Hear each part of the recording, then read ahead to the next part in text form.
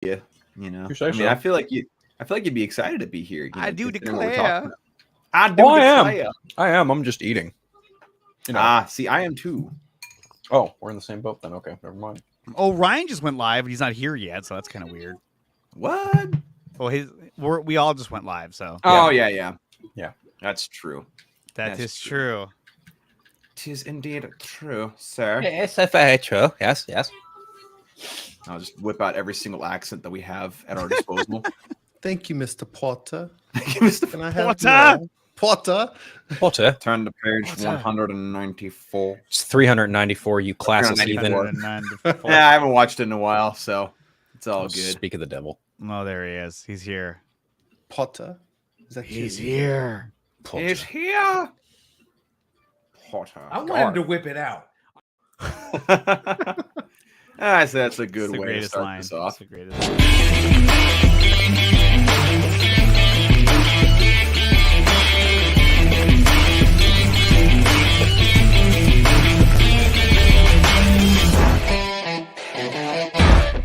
Four-ish.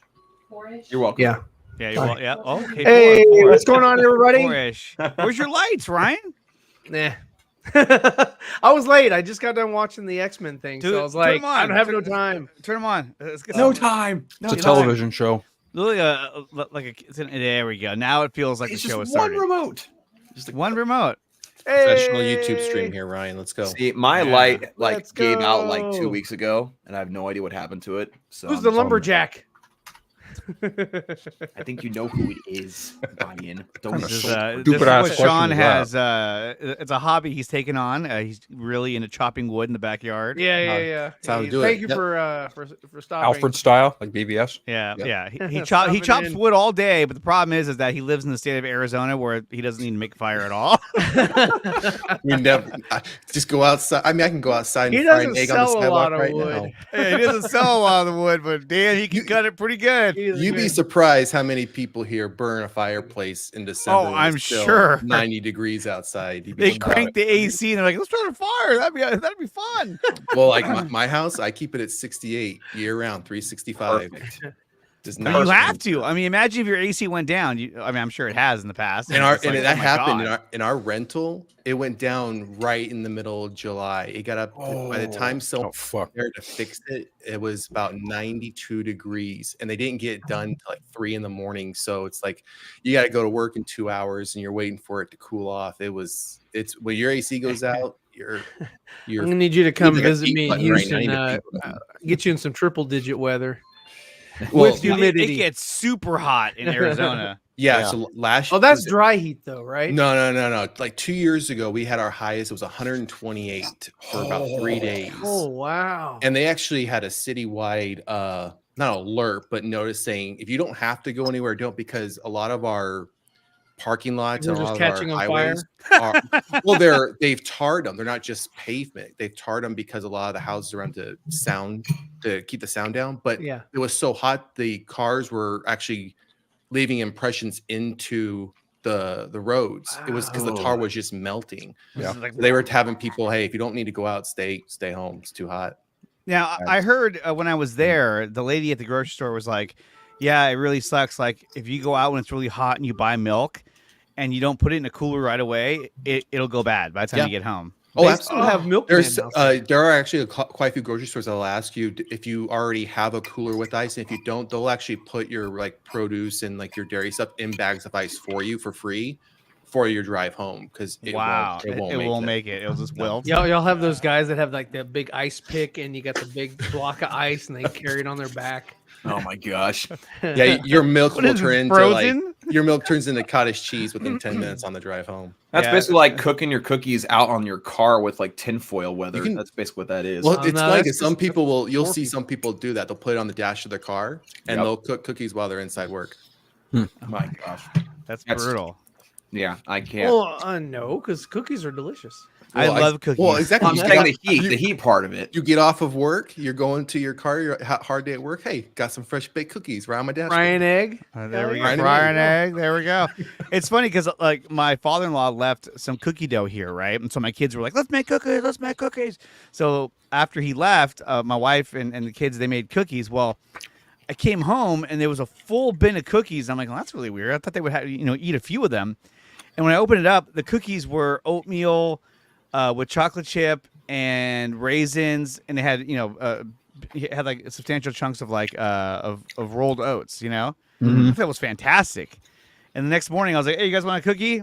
No. They didn't like it. They were like, "No, I don't." That's why they weren't gone. Because the stuff that was in it, the oatmeal that was in it. They're like, "No." I'm all down for that, except for the mixing the raisins and chocolate chips, oatmeal raisin cookies. Yeah, pick one or the other. Raisinets. Raisinets. Remember those? No, I remember them, just don't like them. See, you guys have no idea. Phil and I know all about raisins. California raisins. Those are the best. Oh well. Yeah, that was a great show. Damn straight. Remember the California raisins? Yeah. The girls that would dance. Little raisins. Heard it through the grapevine, or grapevine. Heard it through the grapevine. Holy shit! Remember that? Oh my god! I think we're all of age, pretty much, to remember that. Yeah, claymation. Maybe Baby D up there in the corner, probably. Yeah, Baby Yeah, D. he I has don't it. He think he doesn't- he's like, what are knows. you guys I guess that's talking my about? nickname now. Yeah, Jayhawks. I mean, come on, man. Is that Yu-Gi-Oh? To be fair, I don't know what you're talking about, so. God. The button doesn't do us any good because it ages us pretty bad. It does, and It so does, the younger but audience is like, it also lets us connect with our audience. Exactly, it does. A wide range. Like, I remember that. No! It's just dumb. that's what they're saying right now. Like, okay, I'm gonna go check out who else is live right now. Yeah. But guys, I mean, look, we have a huge selection of topics today that we're going to go over. I mean, look, we're talking about, not only are we talking about X-Men 97, but we're talking about Rebel Moon 2.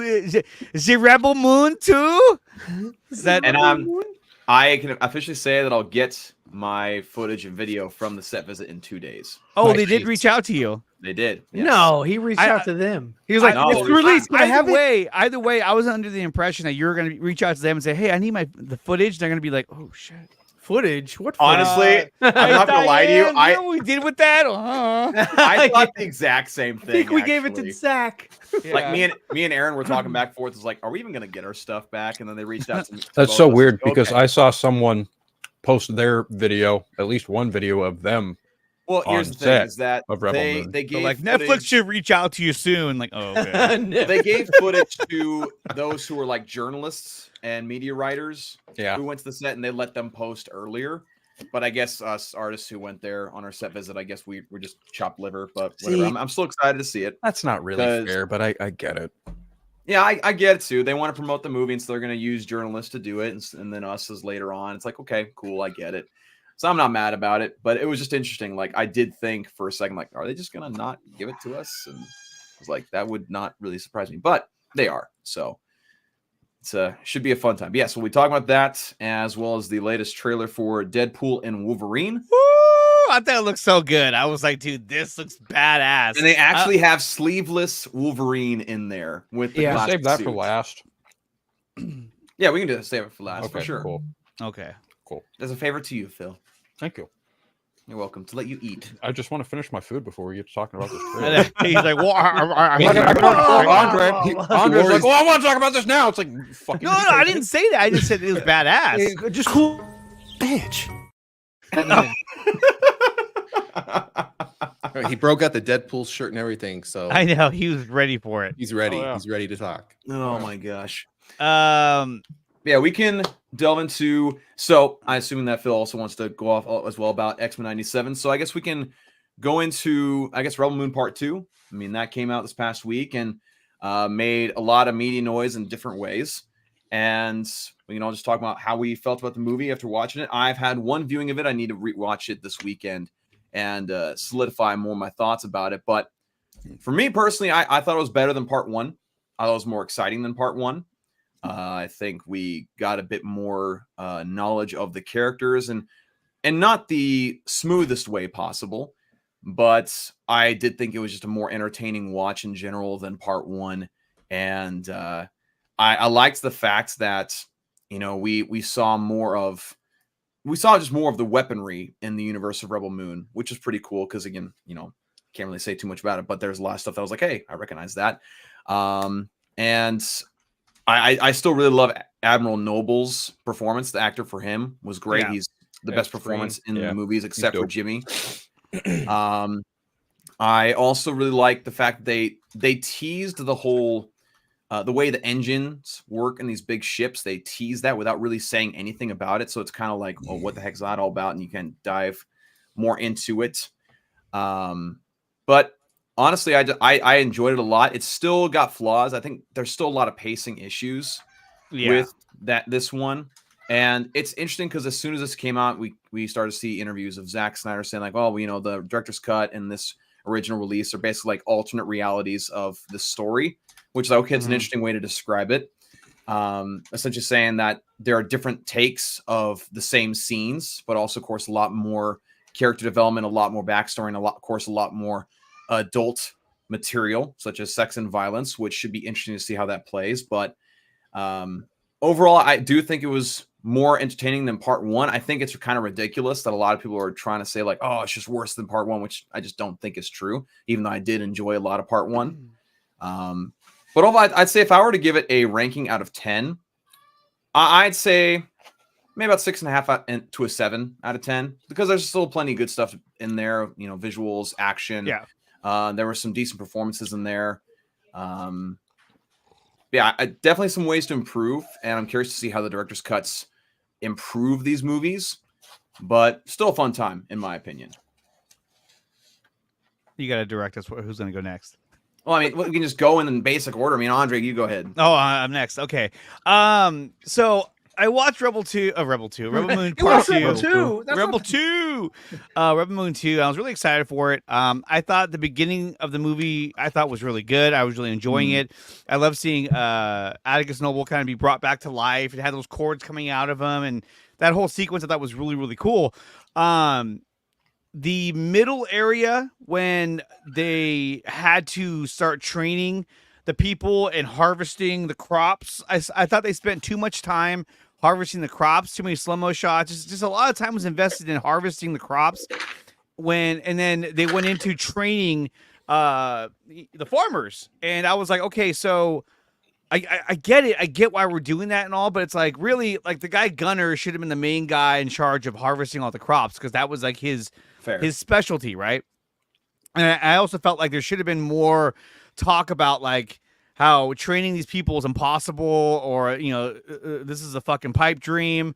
And I thought you'd get more of that with what's her name, Sophia Batel's character, Cora. With Cora sort of like inspiring them and convincing them that this is what we have to do. They all came there with the intention, but once you get there, you're like, holy shit, I don't know if we can do this. The training segment, I thought I didn't really like it that much. I thought everyone was too good at what they, every time they gave him a gun, they were like, "Oh wow, you're really good." Yeah, it's another pacing issue for sure. Yeah, it was just kind of like, the recreation of the Last Supper of the Justice League, I thought was really cool. How everyone sat around a table and they all told their story. The problem with that scene, though, is that I felt like that scene, I think, needed to be in the first one. I think that when they're on their ship heading towards that planet, just before they get attacked and Blood Axe meets his demise. If you haven't seen the movie yet, I don't know why we're talking about it.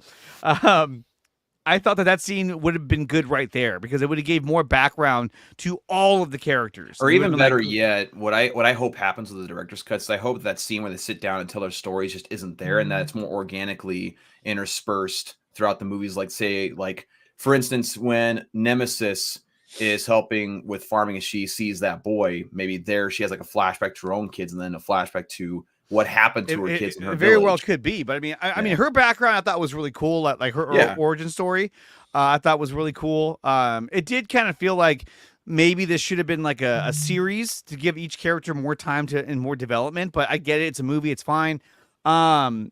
Once the battle started at the end, I thought it was pretty badass. I mean, visually, the movie was incredible. I was like, holy fuck. That was breathtaking. I was like, Jesus Christ. But in the final battle, some of the things that bothered me was that like Cora wasn't really involved in fighting with her people on the ground. She was in the ship, but here's the thing though. like I thought the whole thing of her going on the ship and the way they did that, I thought was really cool. How she had Gunner put that smoke bomb, so it looks like their ship was damaged. Like That all was that really was clever. that Yeah. was really cool. I was like, oh, this is badass. I like that, but I kind of wish she was down there fighting with them because now everyone on Vel is fighting with the team that she brought. They don't even know them. They know a little bit of them. I think a rebuke that someone might have to that is concerning the fact that she has been on that ship, and so she would know her way around. No. Like I get it, and I I see what you're saying, though. Yeah. It would have been nice to see her more involved with all of them. Yeah, because at the end of the day, she has to be the leader. She's the leader Right. of all of this. So I felt like, oh, that's too bad we get to see that, but I get what she's doing. And then the whole battle stand at the end was really cool.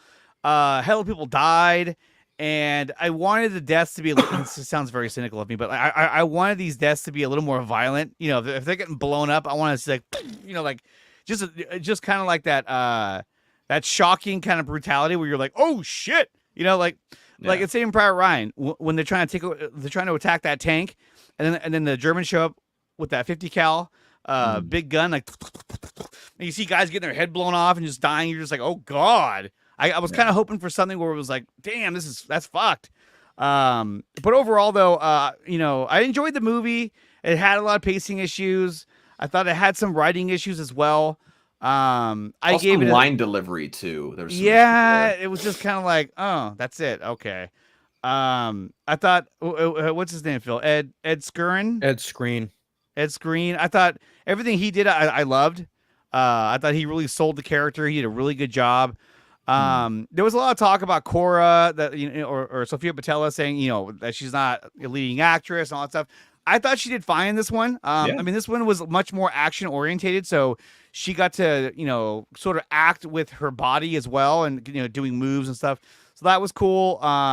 The flashback scene, I don't know. I don't know if that's really redeemable after what she did. I mean, she pulled the trigger, so I was kind of like, well, you kind of did that. Like, that's not cool. Yeah. I understand her, why she did it. But I kind of feel like she should have, instead of, is this spoiler? Can we talk about this? Are we trying to? No, I say we just go ahead. Yeah. I mean, when it came to Princess Princess Issa, she straight up shot her point blank. And I know she told her, I forgive you. But I thought it would have played off better if instead she tried to shoot the bad guys and then they framed her for the event. That's what I thought was happening when she shot the priests or the people behind her, that she was like rebelling against Balisarius, and that's why he would frame her. So that's what that was happening. But I mean, I get it because Belisarius is her adoptive father. He's trained her. He's been her father figure mentor for most of her life. So it's kind of like, she's supposed to trust him and his decisions, and she says that in the story. So I get that. But like I said, the action scenes were badass. The ending was cool, and when the Blood Axe army comes flying in their ships and they're fighting the other fighter jets and shit was blown up in the sky and everything, I was telling Ryan, I was like, the only thing I could think of was like, to me, that was a glimpse of like, when she's holding Gunner and they're looking up at the battle that's happening, in the air. I kept thinking like, this is what Justice League Part 3 could have looked like to a degree. You know what I mean? I was like, that's cool. I thought their fighters were cool. Like the way they were designed. But yeah, overall though, I think I gave it, after talking about it now, I originally had it at 6. I'll give it a 6.5 out of 10. It was a cool movie. I liked it. There were some parts that I think he can improve on. yeah, But overall though, it was fun and it was cool and visually amazing. yeah, absolutely. And Sean, how about you? So I'll try not to repeat some of the things that you two have already said. No, go ahead. Because Anthony and I talked about this on Monday during his show. So one of the things I notice a lot of people aren't talking about or discussing is the score for the film. Yes, I love the score, the music that was done. The score was great. Was well done. Junkie always, I think, brings his A game, especially when he's doing a Snyder film. Mm-hmm. I hope, I'm a vinyl collector, so I hope we get something on vinyl for this film. I'm not sure if they did something for the first one, but I know for Zack Snyder's Justice League, they did like a big box set of Yeah. vinyl set for it. So I hope they do something similar. So the score was amazing, very well fitting. I also like seeing James more. He had a bigger role in this one, Jimmy, or he's called James in the second Yeah. one. I was glad to see him more involved. We actually got to see him fight a little bit more, which was good to see. I was a little surprised to see Gunner meet his demise at first, but then I was like, well, you know, no one's really safe. I mean, Darian and Kai got killed in the first film. Gunner dies in this one. I was not happy to see Nemesis killed. That was since the first one. That was my favorite character going into this whole Rebel Moon verse from the first film. So I wasn't overly thrilled to see that she was killed off. But like I said, I don't think really anyone's safe in this universe when it comes to the core characters. Right. I think I'll give my rating now. I'm at a 6.5, 7 only because I don't know what I'm missing out on from the director's cut. I don't know what scenes are not there. I don't know what part of the story is not being told. I know we've heard, there's people saying, it's a different universe. Oh, it's a totally different story. Some things have changed to make it a different story. Well, I don't know what that story is. I would like to see it before I could say, oh, well, this movie really isn't that great or it's better. Yeah, the main thing that I'll say about that is that I know that the author of the novelizations, I believe she was basing what she wrote off of the director's cuts. And so as in regards to the first movie, like I've read the novelization for the first one. There are some scenes, especially early on in the story, that give us more character development for the kid who defects from the Imperium. Yeah. And so we get a little bit more insight to him, which is really interesting. And there's some small things here and there. There wasn't anything like extremely drastically different that I saw for the first one. What's up, Austin? But maybe for the second one, we might see a little bit more of that. But anyway. Yeah, and I hope so. I hope the director's cut, as Andre mentioned, kind of cleans, and you both mentioned, kind of cleans up some of the things that we saw, like the flashbacks. We're all sitting at a picnic table telling our stories. I would like to see that organic thing where they're doing whatever they're doing and something flips them back to like Zach did that with Man of Steel, so he's done it before. Well, go ahead, Andrea. No, I was gonna say, like, and the way it was worked in, based on the storyboards for Zack Snyder's Justice League Part 2 and 3, was that like it fit in because you just had the introduction of Green Lantern, and he's coming to the conclusion that, like, you know, they're sort of on their last legs trying to figure out what they're gonna do to capture this mother box and go back in time and save everyone. And so by the time you get to that point in the story, everyone's already kind of like, they're somewhat depressed knowing that like they're about to go do something that in which they're probably all going to die. Let alone if they change the timeline, they're not going to exist anymore. So like either way, it's a lose-lose, but they fix everything. So, because I mean, at the end of the day, when the Flash went back, you know, he evaporated into nothingness. Like because he eliminated his own timeline, which is pretty crazy. So yeah. But this one, I felt like once we got to that scene, I liked it a lot. That was like one of my favorite scenes. But I felt like it just, and I get it. It was like on the eve of battle. Like, okay, now we have our scene, but I don't know. It just felt like it was a weird spot to have it, even though that doesn't make any sense. But you see what I mean? Yeah, no, I do, and I agree with the crop. You know, all the crop scenes. I felt there could have been more time spent on training the community. We could have seen them in more training. I mean, we saw a few of them shooting at these, you know, hay-filled dummies, and it was probably 3 minutes, and that's all we saw. So you can't tell. I mean, that's it. That's all the training that we're gonna give them, and now they're gonna go into battle. I think a little bit more time could have been spent there. My favorite, outside the score, my favorite part was the visuals. The one when the battle started, the very first visual that stood out is when they come out from under the ground, they shoot that rocket into the ship. Yeah, and as I was, Anthony and I were talking, I was telling him it wasn't like you see in some movies. Oh, the ship just blew up. I mean, if you actually go back and watch the scene, you watched, then the rocket goes in, and then the ship blows up from the inside. You actually see the whole thing kind of break apart into like several pieces, right? Oh yeah, and the environmental changes. So when something happened, whether it was a ship crashed into the ground or something, or one of the like those Walker ships blew up, the environment changed. You saw how the dust, the trees, the bushes, how the ground changed. In some movies, we don't see that. They don't put that much detail or attention into the environmental surroundings of these battles. And I thought Mm. they really spent a lot of time making sure that, hey, a ship just crashed here. Now you're going to see the impacts to the ground, the earth, and everything around it. So I really appreciate the time they put on that. So like I said, I'll be happy I'll see what the director's cuts bring. Like I said, I'm at a 6.5, 7 on this, just because I don't know what I'm missing out on yet. So Right. Absolutely. And Ryan, I know he's busy drawing. Well, there's not a whole lot that you guys touched on. You know, I mean, I watched it. It was all right. It wasn't bad, and it wasn't anything groundbreaking. Right. But you know, I thought he had more fun with Army than he has been with this universe so far. As far as it just felt like a more fun you know, setting or whatever. But this one was just kind of like, okay. And, you know, like Andre was talking about, you know, with the montage, like I was, you know, training the people to become warriors or whatever, you know, because they're just simple farmers.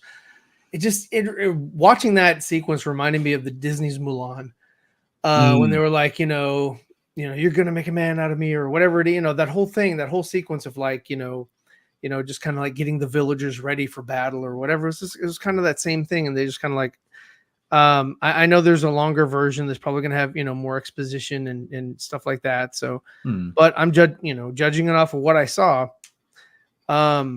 It was, I mean, it was an entertaining movie. And it wasn't until Gunner shot the bell that I woke up, because I was bored, for the majority of that, you know, like right until that point. And then it got interesting. Because it was like, okay, you forced action. Okay, awesome. Let's go. What's going to happen? What are they going to do? Let's, you know, Cora's like, nah, don't do it. He's like, fuck that. I ain't listening to you.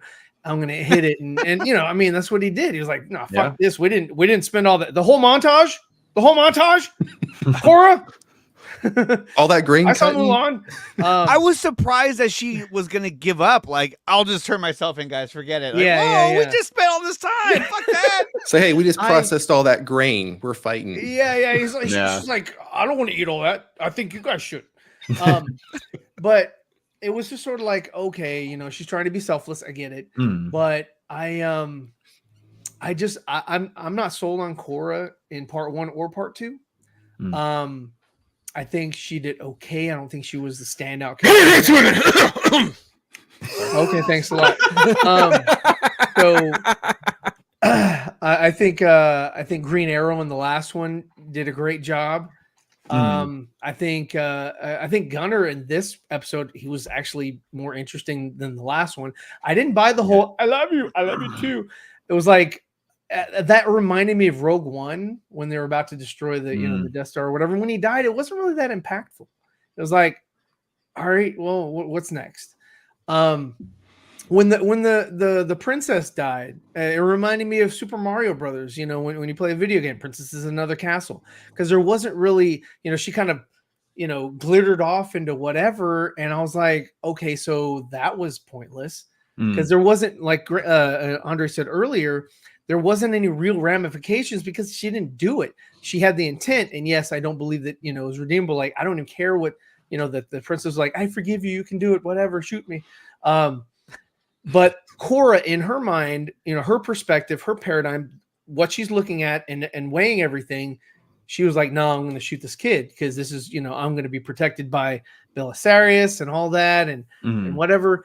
And and so I didn't buy that. I didn't make it, just because the princess didn't actually die doesn't redeem her character.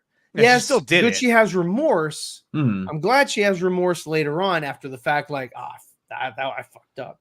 I get, you know, and people can fuck up. You know, and they can be redeemed. But, you know, I was just that. I was like, nah, that was just too. You shot a kid. And magical also, kid. Yeah. And you know, I did like, and the part of that scene just kind of what took me out of that scene before that happened was the violinist and the cellist. I was like, wait, why aren't they riding horses? You have fucking violins. You have shit that we know. Look, they did a more creative, you know, job with like Jabba's fucking band than they did with having they had masks on playing the instruments, but that's just because whatever aliens they were. I thought that was cool, like the way I looked. thought it was weird. I was It like, was an interesting aesthetic. It's supposed to be weird. It would have been interesting if it was alien, but it wasn't. It was like, oh no, hey, let's drop off, pick up these instruments from Earth. Same thing with the guy with the fucking overalls. I was like, the fuck overalls. I mean, he's a farmer, so It doesn't fucking matter, dude. Fucking Luke Skywalker didn't fucking wear overalls. This is not Star I'm just Wars, saying. though. I understand that, like, he's mixing and matching and all that, but it's just like, what? It took me out of the experience and sort of made me think, like, well, why would you include that? Just if you're going to be alien, be alien. And I get that this connects to Army of the Dead and Earth, and all that kind of somehow, some way. I think that they are with the in the house. What's up? I think that with Rebel Moon becoming 2 films, because it was originally slated as 1, they broke it up into 2 because he wanted to tell a more cohesive story, a better story. Cool. But then he, at the end, you really don't resolve much. And you leave it open, and I understand that's why they came out right before the film. They were like, and by the way, Rebel Moon 3, 4, 5, 6, 7, 8, 9. And I was like, okay, I get why you were doing that, because you just left it open-ended and it wasn't really a complete story. It didn't have, it didn't finish, it finished. It really didn't even finish a whole arc for Korra, in my opinion. It was entertaining.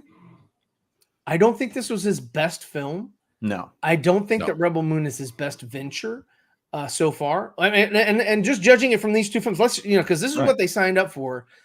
I disregard anything beyond like spinoffs or anything that you haven't the seen, lore or anything like that. Only because he sold Netflix on this. This is my story. This is what I want to tell. This is it. Whatever. And anything later on is an addition, an additive, and wasn't part of the initial ask or the initial treatment or the initial presentation that he gave Netflix executives. And I think, Man of Steel is far superior than I think it's his best film, in my opinion. I agree with that. His most complete film, I think, Right. But there are good things in this film. Okay, so what good, were some of the good like, things that you did like about Rebel Moon? Oh yeah, Part no, 2? there are great. Look, number one, I've always said that I think that Zack Snyder is sort of the this generation's George Lucas as far as being a visual director. Visually, everything is beautiful. Visually, everything is stunning and interesting, minus the violins and shit like that. Everything else, like was good.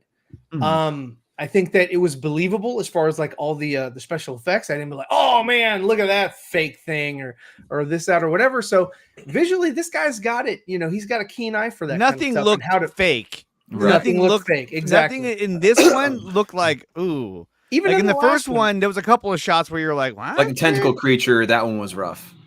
Yeah, or like when they were landing on that one planet, I was like, oh, that. Oh doesn't no, look you're real. right. The Tron planet. Yes. Yeah, but then Okay, no, everything I in forgot this about one, that one. No, you're I right. loved it. In this film, yeah, I did not have that. It didn't take me. The only thing that took me out was the violin and the overalls. Other than that, I was locked in. that's all it took. Violin and some overalls and fuck. You put overalls in your film, it's immediate down 1 point. Sounds like Ryan's got some hate for overalls. I know. Overalls are made by women. No. Oh my god. Oh, here we go. Anyway. We just lost our sponsor. Oh, we have a sponsor? No. We did. I didn't Yeah, we did. but anyway, I was entertained, but I was expecting a little bit more. I can absolutely agree a little with bit that. more from this one. I was like, after watching part 1 and part 2, am I interested? Am I ready to watch an extended edition? Not really. I'll have to see some reason to watch those.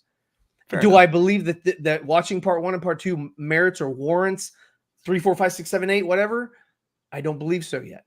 I just don't believe so because it didn't say, you know what, I need to watch this thing again. I'm so enthralled by this. I don't have that feeling of like, oh man, I gotta watch it again. I watch, and usually I give, I'll give films a couple watches, even bad ones that I'll watch twice just to pick up on some things that I didn't catch the first time. I will watch these again, but I'm waiting just because I know I'm gonna have to sit through it, might as well sit through the longer editions, and I'll wait for both of them to come out, maybe. So I don't know. But that's my take on it. Sorry if I took too long-winded, whatever. But I wanted to. The lightsaber sequences, very cool effect and very interesting fight choreography. However, there was I was watching it and it was sort of like, all right, so guy number 1 with blue sword, you're gonna attack her now. And then guy number 2, you wait for him to attack. And then guy number 3, after guy number 2's done, then you come in after her. And so it was just sort of like it looked too choreographed. It looked too choreographed. I liked that she lost her limb, but I preferred the first time she lost her limb because it felt more egregious, or it felt okay. When she lost her limb with the lightsaber, I was like, okay, whatever. I didn't care. But when she first lost her arm, I was like, oh shit, that sucks. Fuck that. I thought that her flashback sequence was better than the spider thing from the first one. I like this one better. Yeah, that was cool. So, and I actually want to piggyback off something you said, where it's like this movie has positives and negatives to it. It's not like it's not an awful movie, nor is it a great movie. And I think, just as a general statement, I think there's a lot of people that have a hard time being in that gray. Yeah, I try to say nuanced. When Right. you're critiquing something, I try to be as honest as I can with what I've been presented. Right? I'm not just like, oh, I'm a fanboy and therefore I'm Zack Snyder can do no wrong. Exactly.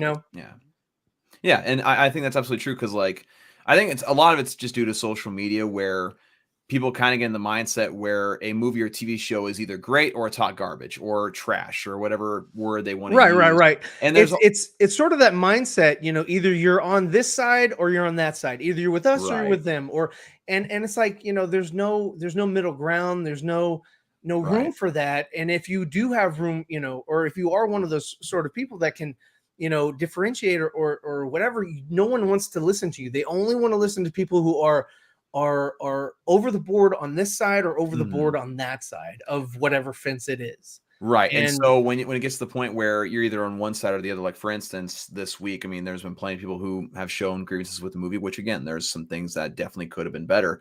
But there are people that kind of go the extra mile to try to make the movie even worse. Like for instance, they'll point out the pacing, which again, we've all expressed is a big issue with these two movies. And that's absolutely true. But then you'll see stuff like I saw this conversation happening in multiple places where basically saying that, oh, well, hold on a second. Like, why are these farmers in a sci-fi universe farming by hand? It's like, well, they answered that question at the beginning of the first movie. And also, like, there are cultures even on our planet today that intentionally decide to use. Yeah, they intentionally decide to use more traditional methods to work the land or farm or whatever the case may be. Like those cultures exist. And there's people that pretend like, oh, if you're in a modern society, no one's going to do that. It's like there literally is people that do that, though. Like that just shows a lot of ignorance. So again, and also even in the U.S. Yeah, even in the U.S., there's parts that have that too. And also yes, there's ignorance in the U.S. Well, I mean, true. No, never. There is that. Never. Yeah, but like, and then also if you're someone who like, loves Zack Snyder, like for me, like I went and saw the set of the film. So you could very easily say that like, I would have every right to just be over the moon about this movie, regardless of how good it was. Like I had my own criticisms, of course. But let's say you're someone who, is a big Zack Snyder fan. You'll go out of your way to try to, defend everything, which like this movie, you can defend plenty of things about it. But there are some things where it's like, okay, yeah, that could have been better. Absolutely. And so again, like Ryan was saying, you got to have nuance in your conversation about movies, but social media, because of how engagement works, doesn't necessarily care for that. And so it's either you think the movie sucks or you think the movie's like one of the greatest things ever made. And so again, what is that noise? Somebody's snoring. Is it a dog? That's my dog. Oh. He's like,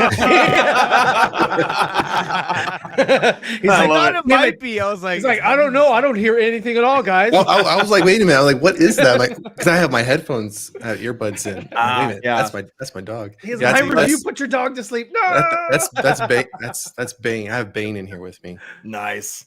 But I guess just to summarize my thought, like, again, nuance when it comes to conversation about movies is an important thing because, again, at the end of the day, all art has some quality in some form or fashion. Even the worst drawings in the world, there's something good about it. And so there's nothing redeemable about Lake Placid. No idea what the That's heck not that a is. bad That's movie the though. most Bill horrible. Pullman, one of his best. Bill Pullman. No, that was ID4. Yeah. Independence Day was his best film. And space. No, I'm sorry, Yeah. Spaceballs. Mm. Oh, Yeah. Spaceballs is probably his best. Although Independence Day is one of the most iconic because of that. The speech he Because of the gives, speech, yeah. Yeah. dude, he nails it though. Oh yeah, Definitely. I was definitely. like, this is great. But again, like just to He's reiterate, to go with ID4. just to reiterate for those out there, like Wednesday. it's okay to have nuance in your conversations about movies. It's okay to be in the middle, in the gray area. It might be lonely there, but it's okay. In fact, in my opinion, it's one of the more intellectual places to be as a consumer of entertainment. So with that, let's go to Phil on his talks or his thoughts. I mean, I've had this conversation. I've had not this exact conversation, but I've had conversations about Rebel Moon for the last week. I don't know. I liked it. I liked part 2 just fine. I thought it was better than part 1. I'm just of the mind that I'm just very eager and curious to see what the extended R-rated cuts include and what's different about them, because obviously that is very much more his speed in terms of filmmaking and Right. whatnot. And I'm kind of with Ryan in that I don't think these two as they're presented are his best films, but I'm also not going to equate them to anything he did in DC, because I think his DC films are, at least for me, they're the best things I think he's done outside of DC. I'm a little bit more on the side of like Army of the Dead and Dawn of the Dead personally. Like I like those two films a lot more. And I just think going back to part 2, it was a fun watch. I really do have to watch it again just to see some stuff that I did miss. I actually quite like the world building that has been done in these films, but I do also think that because of the nature of the fact that they pared it down to PG-13 and they knew full well they were getting 2 different versions of the same movie, I do think there was a level of, okay, we're just going to do this for the PG-13, but here's what we really want to do with the R-rated cuts. I do think that the more definitive versions of this story will be the R-rated version of it. But, as it's presented, I've seen a lot of hemming and hawing of people comparing it to Star Wars. I don't necessarily see that at all. I think even just when we talked about the first film, I was like, it's Mad Max and, 7 Samurai rolled in with a little bit of Dune. And people trying to call the swords lightsabers when they're the only similarity is that they glow, and that's Right, it. That's right. where all the similarity They're is. red hot. Yeah, and they are hot. I'm with Sean in that Nemesis was my favorite character, and watching them go was just it was a little heartbreaking. Not gonna lie, that really that kind of hurt. But I do like her backstory a lot. I do like that round table Last Supper sequence they do have. I thought that was very ingenious, and I of course immediately was like, yeah, this was definitely probably supposed to be in Justice League 2. There's no doubt about that. And he even said as much. Like he did sneak a couple things in from his Justice League sequels into this, which was just cool. So that was good. I don't understand why a lot of these reviews tend to be more about him than the actual movies themselves. That's the part that really, at least to me, from the negative side of things, it never sits well, because like you can have a nuanced conversation, you can have your likes and dislikes, and I'll even go as far as to say, like, I think the weakest element of these movies, at least the 2, is that the story itself is very much rooted in 7 Samurai. But the thing is, that's not necessarily a bad thing, because as Hollywood continues to churn out regurgitation after regurgitation in some form or another, there's going to be some overlap. You're going to see stuff inspired by things that have come before. That's just inherent. Nothing new under the sun. Yeah, pretty much. But the thing is, I think the captivating thing here is, I'll disagree with Ryan about this, is the characters are, Korra, Gonar, oh man, what Stasner's character, Tarok. I think there's just, it really just kind of depends on how invested you really feel in terms of this world and these characters. Like, is sci-fi more your bag, or is, say, something like Army of the Dead more your style? Because for me, I like both, but if you ask me which one I like more, I'm probably going to lean more towards Army of the Dead. But then again, is that really a fair comparison? Because to Ryan's point, Army of the Dead and even Man of Steel are very much more complete films, as opposed to Rebel Moon Part 1 and 2. as Right. we've seen them presented to us right now. Not necessarily. So I don't necessarily think it's a fair comparison right now. But I think, on the whole, like I enjoyed it. And even the ending, I mean, Snyder mentioned even prior, like he's got ideas for more movies. The fact that they came out and said, yeah, we want to do like, 4 more movies, but essentially it's going to be 2 movies because they're treating it like, a 7 Samurai situation. They want to make 2 more movies, but they want to split it up into 2. They want to split each one into 2 parts. So therefore, movie 3 and 4 would technically be part 2, and then movie 5 and 6 would technically be part 3. And I understand the thought process in that. But weren't there originally supposed to be spin-offs? Isn't there? There was like allegedly, a show. Allegedly. Okay. I don't know how true that is because some of that information came from, Scooper Madness and people I don't necessarily trust. Ice cream. Okay. Ice cream. What? So I again, like on the whole, I'm probably a little bit more favorable than everyone else on the panel. I'm probably leaning towards a 7.5 out of 10.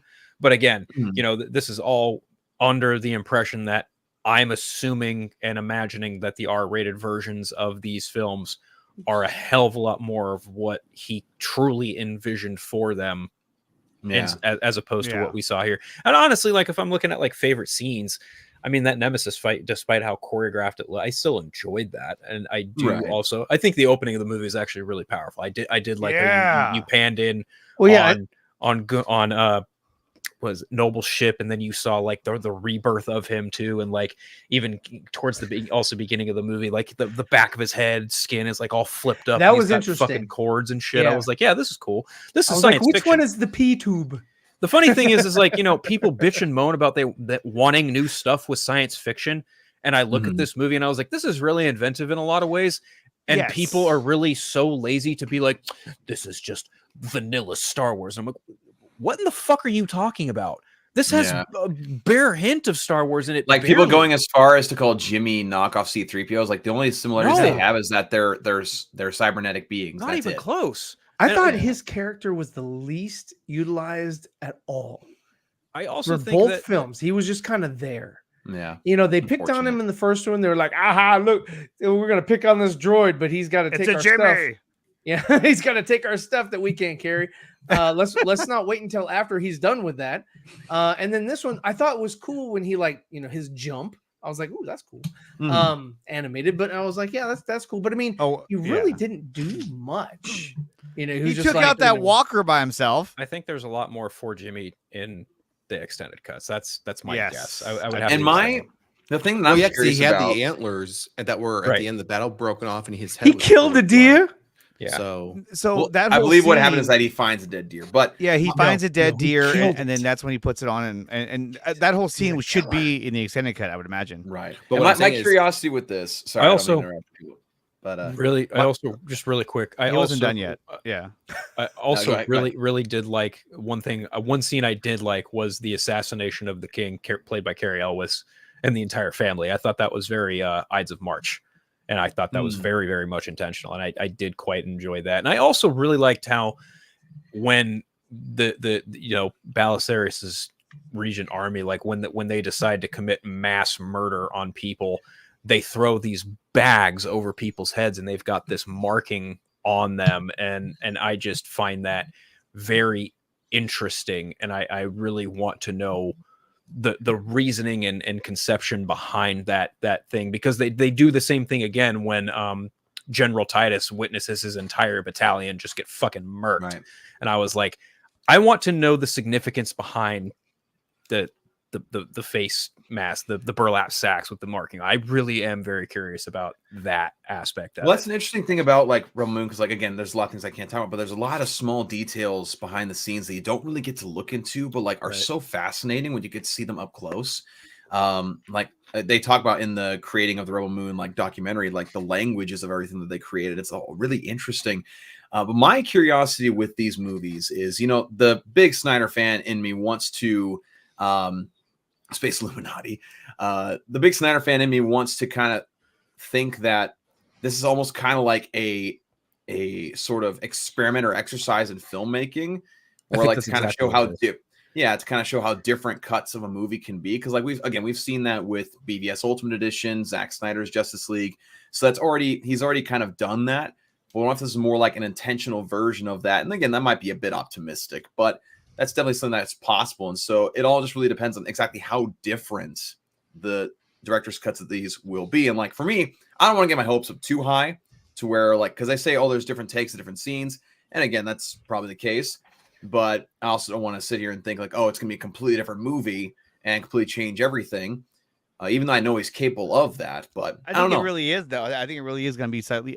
It's going to feel like a different movie because, you know, even the girl, the blonde girl from the farm on Belt. I mean, even she seemed like her character was a bit displaced in the second movie, and that there should have been more talk between her. Because I mean, like the breakdown before the movie even came out, before part one came out, was that, you know, she's the one who really influences Jimmy to change his ways is by befriending her. Right. And you didn't really get to see a lot of that in the first one, so you saw a little bit of it, but I think there's more to that. So I think there's a lot more character development in the second one, at least in some parts. Oh yeah, I definitely agree with that. Yes, more character development in this one. But I think that, you know, moving forward, I mean, look, Nemesis is dead, Gunner is dead. The other hunter that, you know, ended up having a much smaller role than I thought he would, he's dead. So the team is a little bit smaller now. So it's going to be easier to kind of focus on each character because the character of Tarek has a lot of background to him, and they try to put as much of that as they could into this film, which I thought I kind of wanted more of that in the first one because I think the first one's your chance to really introduce all these characters and their backstories, and then when you go into the second one, it's just you know it goes right into battle. One thing that I didn't touch on that I just remembered about was the blood axes at the end. I thought it was, in my opinion, it was just very underwhelming. It just reminded me of X-Wings coming in at the last minute. And she looked too small to be in the cockpit. I would have actually shrunk the cockpit a little bit just to make her kind of fill it out a little bit more because it just kind of looked silly. But it just wasn't even impactful. It was just kind of there. This kind of made you wonder, like, what were they doing the whole time? I would say that's a bit of a nitpick. Like, no, you're definitely correct. That's a nitpick. I don't like, and this will go back to episode 3. I don't like that they don't wear fucking helmets. They're like, I'm just gonna wear this thing so you can see my face. Like it was the same thing with her. I was like, put a fucking helmet on because you guys are flying these damn planes or aircraft or spacecrafts. I mean, to be fair, if she did wear a helmet though, it would just be even more of an X-wing comparison. Yeah, they'd be like, oh, but it wouldn't be like, oh, she just jumped in the cockpit and there she is. Same thing with Anakin and Obi-Wan. I had a problem with it because even the fucking clone troopers were wearing helmets. You saw their face, but they were wearing helmets. But they weren't though. They were just like, yeah, but safety first. Safety first. But the ships that they flew in on, I thought looked really, really badass. It looked cool. Yeah. And we saw it in the first one, but it looked really cool. They didn't a lot of the explosions. It was just like, oh look, they're just flying around shooting shit. Okay. Well, like a lot of the explosions in midair looked, and here we go again. It looked a lot like the explosions we saw in Justice League. You know, when they were fighting against Darkseid's army in the Zack Snyder Justice League. So that I thought was super cool. The lightsaber scene, the fact that she fought him on a ship that was like basically tanking, you know what I mean? Just going straight down. Cool. And they were sliding around, all that. I thought that was really cool. I thought it was shot really well. There was never a point in that scene where I was like, I don't get what's going on, or wait, what's happening now? It was just, I thought that scene was really well done. I was like, yeah, they're sliding down, they're stopping, they're fighting. And there was that one guy when he fell out of the ship because he got killed by, who, Gunner? No. The farmer with the beard. And he got knocked out of the ship and he fell and he hit the ground. When he hit the ground, this shit was hilarious. I started laughing. I was like, I knew you were gonna laugh. That was so funny. I freaking knew it. Was just like what's hard about that character too is that like in the first one, they kind of alluded to the fact that he had a thing for Korra. So I definitely thought he was gonna have a much bigger role in the overall story. And then all of a sudden you don't obvious. What's that? Yeah, they kind of slapped make it pretty face, obvious. Andre. Oh yeah, but no, I'm saying obvious. I thought he'd have a much bigger role in the overall story. He didn't, and I mean it didn't affect it didn't affect my judging of the movie. I just thought that was the case. Sure. But it was pretty brutal when when Noble like jumps down into the trenches and he's just like slicing and dicing dudes left and right and killing them. I was just like, damn. I love that. That was because right there it was like I said, right when Gunner hit the bell, I was like, oh, action. And then he jumped in. He went into the trenches. He did. I was like, dude, that's pretty good. And then like well, actually, real quick, guys, we have 125 watching right now. If you haven't done so yet, make sure you like and subscribe to the channel. If you're watching on X, make sure you follow this account, which is Dawson's account. We're live every week, so definitely do that so that you don't miss any of the episodes. But yeah, definitely like and subscribe and share this link on social media. But so Noble jumps down and he's just murking dudes left and right, and these farmers are just like helpless. They're just like, oh no, and again, I was like, dude, if the radar version makes their deaths more violent, I'm gonna love that. Like it's gonna look cool because it's gonna have a bigger impact when you see them getting slashed. You're like, oh man. And you know what detail I really love is that with the swords specifically. I mean, obviously we knew with Nemesis she has her arms are prosthetic, and so that's how she holds them because they're super hot. Yes. I love the detail where when Cora gets on the ship, she tries to pick one up, it burns her, and so she finds some cloth. That was a good little small details like that. Detail, yeah. Yeah, that was cool. That was cool. She wrapped it up because she was like, "Oh, it's fucking hot." Yeah. And then when they were fighting and it was close to her, she was like, "Ah," because it was super hot. Well, she had the one hand on. Yeah, it she was too, like, "Ah." So that was cool. That whole fight I thought was really good. And then, of course, she slices off his head, which I'm like, dude, I hope that is a much more vivid scene too. Like, we're gonna see all of that. Yeah. But I will say, like, again, I won't be able to say what it is, but I did see some stuff that I mean, the movie's already out. It's already out. Just I still have I'm still like NDI and stuff, but like all I'll say is I did see some familiar stuff in the movie. Ooh, that's a different. All right, sorry, what Ooh, I like that one. Inside. Non-disclosure NDA. agreement, gentlemen. Yeah, Non-disclosure agreement. NDA. But I just will say that I did see some familiar stuff in the film, and there's one thing that I didn't see that I wanted to see. And it's a small detail, but it won't make sense until I'm able to release all the footage and stuff. But it's a story. It's a story for another time. Well, I mean, really, like they kicked their ass until they dropped those walkers, which it kind of reminded me of. And I'm not saying it was a copy whatsoever. It reminded me of the scene in Lord of the Rings when the big what they call the Oliphants. Yeah, when they show up. I was like, "Oh shit!" Well, it reminded me of Geonosis, but it also I liked how the I liked how the they got picked up. I thought that the physics of that looked really good. I was like, "Ooh, that's great animation."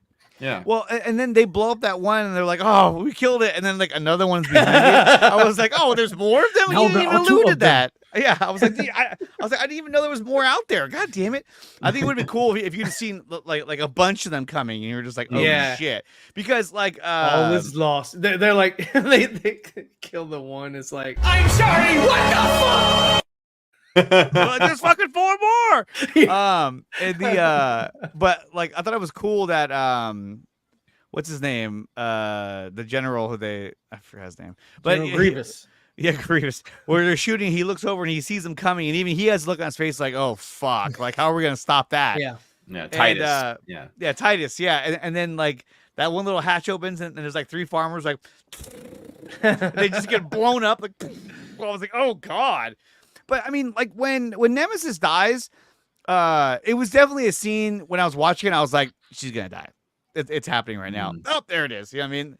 I felt it coming. And they kind of, she didn't have much more to fight for. You know what I mean? Like, there wasn't like a part of her story that hadn't been like completed yet. Like, oh, I'm trying to find my daughter, or I'm trying to liberate something. She was just, oh, what's up, Sean?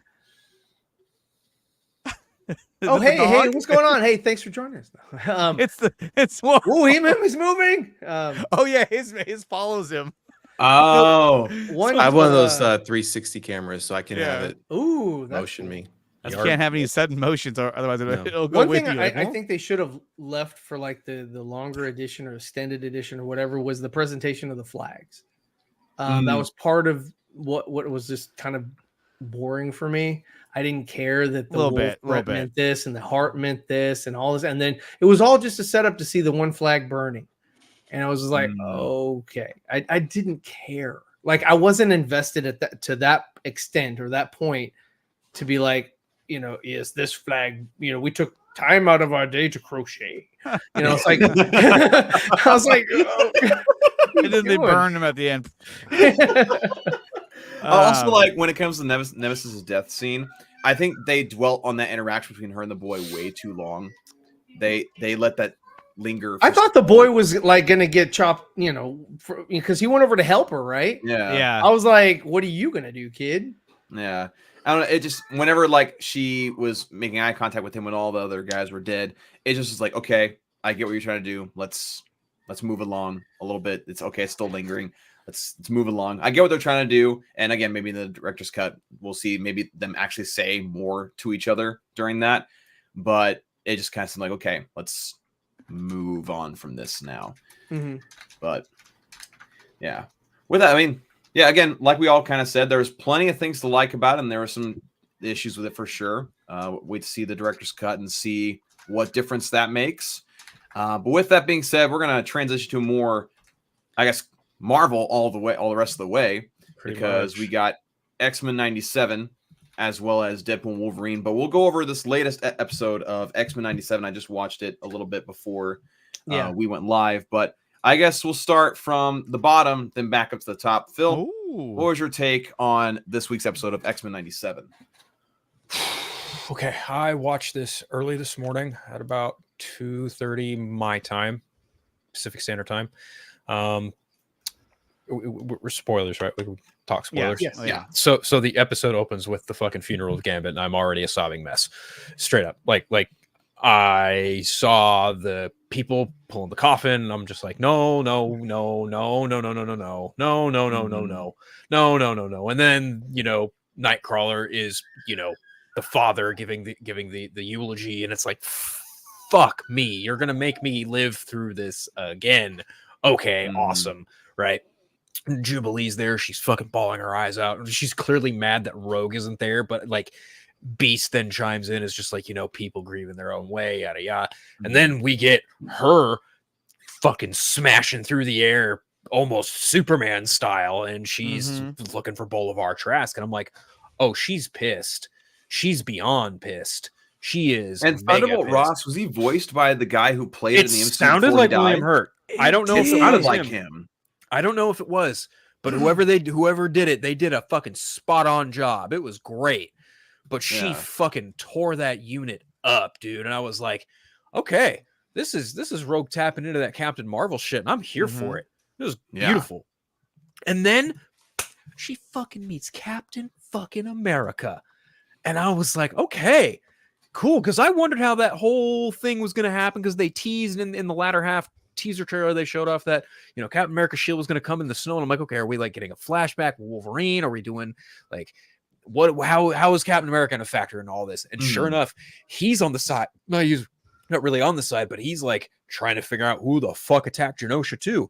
And he's hot on the trail of Bolivar Trask. And he tells Rogue, like, hey, I'm like on this. Once we find out, me and my team can make a move, but I can't go into Mexico City just tossing my shield around.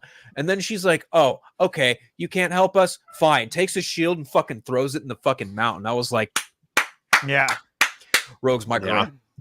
Rogue is my girl. Captain America was like, fuck. Dude, that was so metal. That was so fucking metal. But then when he mentioned his team, I'm like, the Avengers?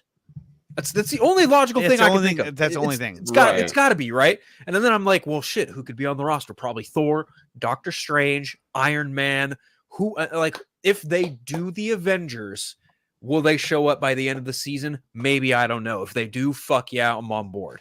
Yeah, because they had fucking Thunderbolt Ross in this episode, and it sounds just like fucking William Hurt. Okay, it was cool that they even did that. I was like, badass. Right? And I was surprised they didn't get Chris Evans to voice Captain America. I was shocked they didn't do that. It was Josh Keaton, right? Yeah. But then, she goes to Mexico City and she fucking runs into Nightcrawler after running into Guy Ritchie, and she fucking breaks down, dude. And I'm like, oh man, oh my god, like now I'm kind of back up in my feels again, because fucking Gambit he was Gambit, he was the dude, he was the fucking man in X-Men and in 97, and like to see him sacrifice himself for all of Genosha, I was like, fuck, dude, this is savage. And then you get the X-Men going to Genosha, playing fucking, what do we want to use the analogy here, like, you know, Red Like Cross. Diplomat? Almost diplomatic in a sense.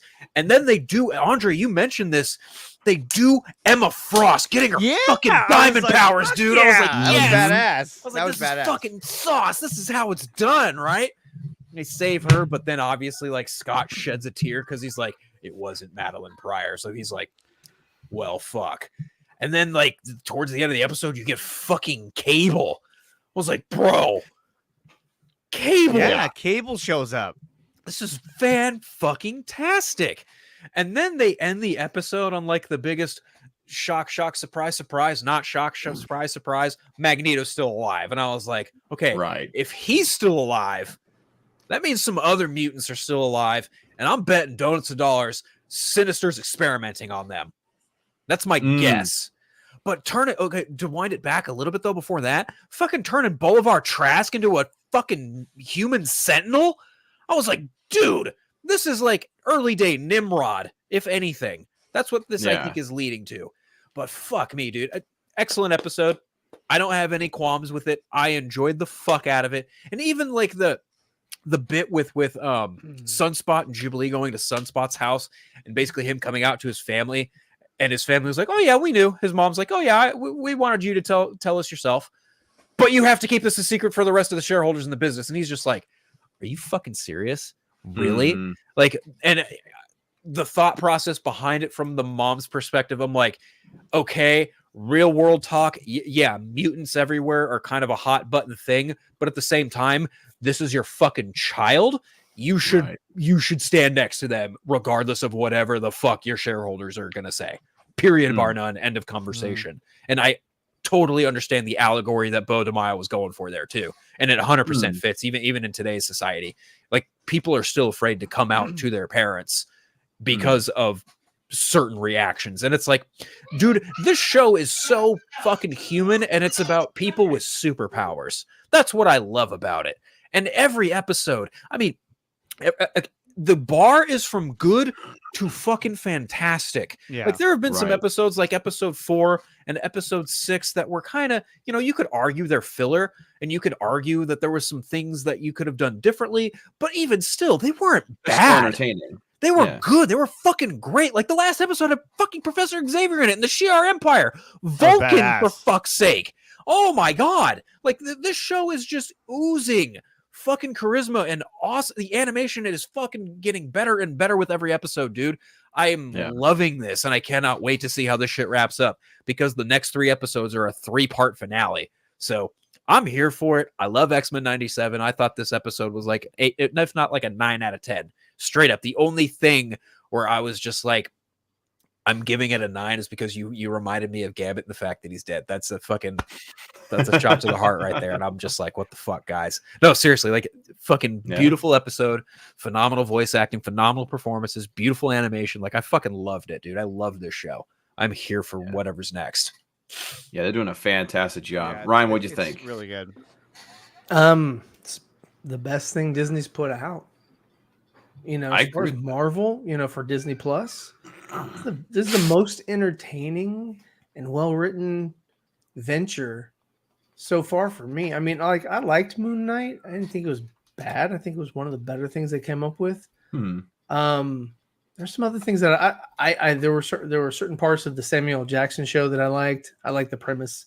You know, the execution of it wasn't the greatest, but I think that I had a lot of fun with the episode. You know, seeing, you know, Scott talk to his son. You know, that was cool. And that was you know, Nightcrawler. I was like, how the hell did the one thing that I thought was funny was Rogue, when she was like destroying those tanks or whatever. She did this like cannonball flip into a you know, like a kick. And I was like, okay, that was a little too much, but I was like, okay, whatever. They're just trying to show how intense she was, you know. Mhm. I thought that her, you know, her back and forth with Captain America was really cool. I liked it, you know. I wished, and I understand why, but I first wished that, you know, it didn't have to be voiced by Chris, but I mean, I would have preferred that he sort of looked like him as far as like, you know, the way they drew him. But I was like, you know what? Look at Wolverine, look at Scott, look at everybody else. They're all sort of comic book accurate. Just keep him comic book accurate. I was like, that's fine. When she threw the shield, plus, if you had Chris Evans voice the character, then you're saying that every version of Captain America is Chris Evans. well, every So version of they were fucking like, "Oh, let's Wolverine forget has it." been Hugh Jackman so far. So That's not true. And her version of Except Doctor for- Strange is That's Benedict not true. Cumberbatch, so That's also not true. Vincent Price. Oh my god. No, continue, Ryan. Cal Dodd voices Wolverine in this show, so that's technically not true about Hugh Jackman. I get the voice actor, but he was the voice actor that they used in 95 or 96, right? 92. Same guy? Yes. Oh, 92. Same actor. Yes. So same guy. So he had the role before Hugh. Which is cool. I don't mind, and yes, he's the only one that sounds a little bit older, but I'm fine with it. He's cool. It's Wolverine, whatever. Yeah.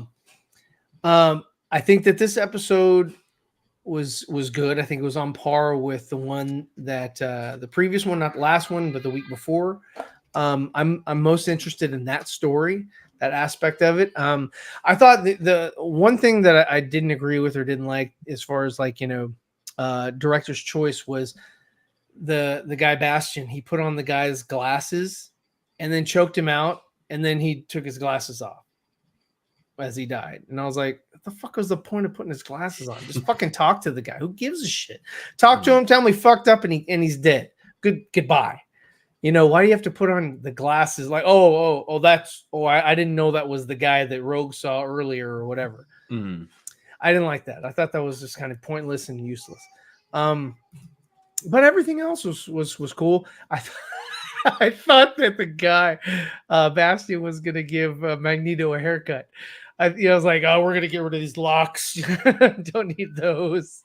But yeah, it was cool. It's cool to know. I mean, he's alive, of course, because Xavier's alive. So it's like you gotta have the two. Come on, Right. You can't have one without the other. You got to have them interact at some point in this show. Yeah, exactly. So I was like, I wasn't shocked, like Magneto's alive.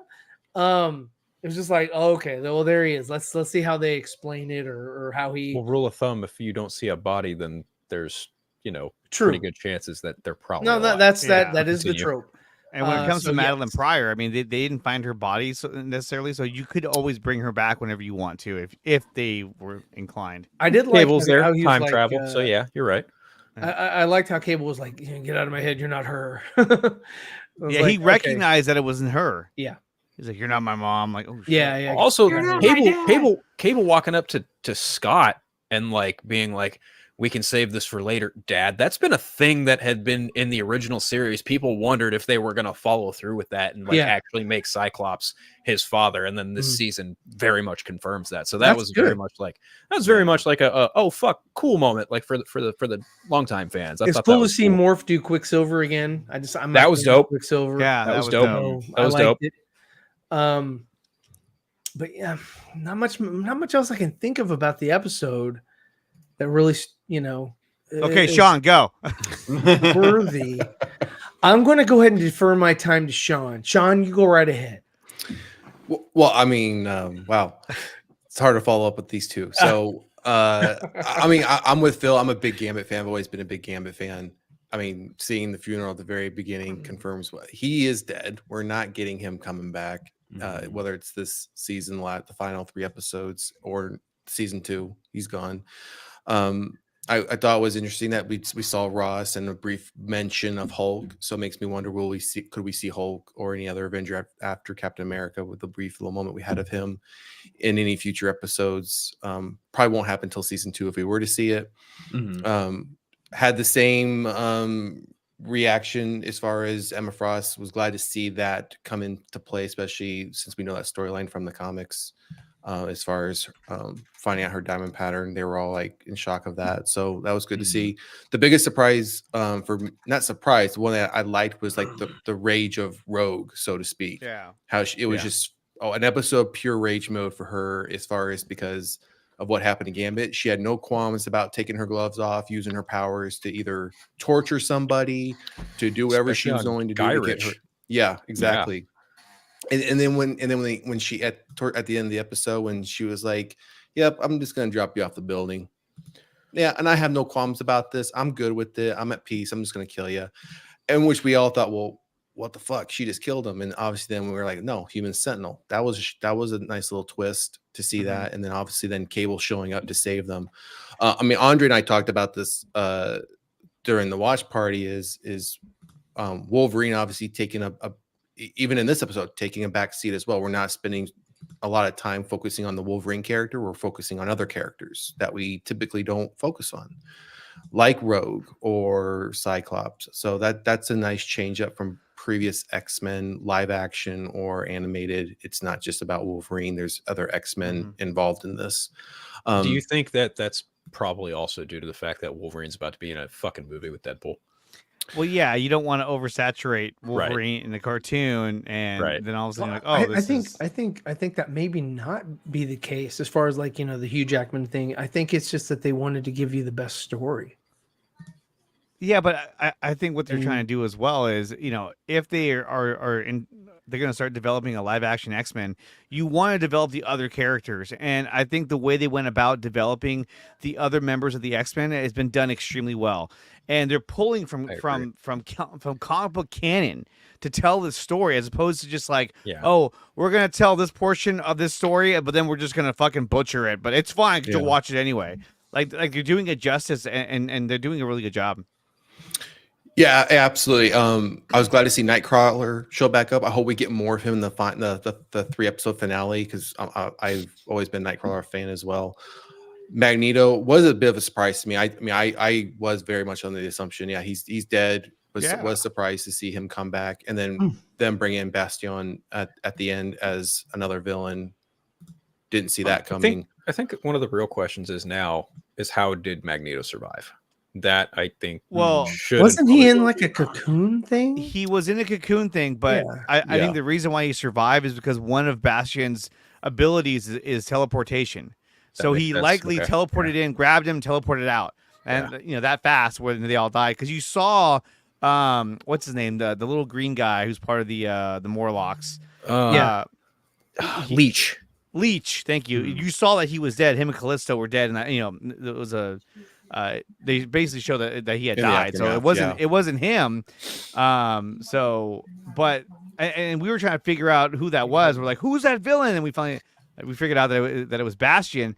I had even mentioned we need to get Phil on the flip phone and confirm who this is, because we can. We're like, oh, Phil, wake him up! It's like we gotta get Phil. We gotta wake him up. I wouldn't have known. Bastion's of all the X-Men villains, that one is a blind spot for me. Well, it's crazy because the whole OZT is Operation Zero Tolerance, which, you know, I learned about afterwards. I was like, oh, okay, but like, I love what they did with it though, because the whole thing when it comes to Bastion is that he is essentially a combination of Master Mold and Nimrod. And so he's like a living cyborg, but he's connected to the Sentinels. And so this again is just another evolution in the Sentinel storyline.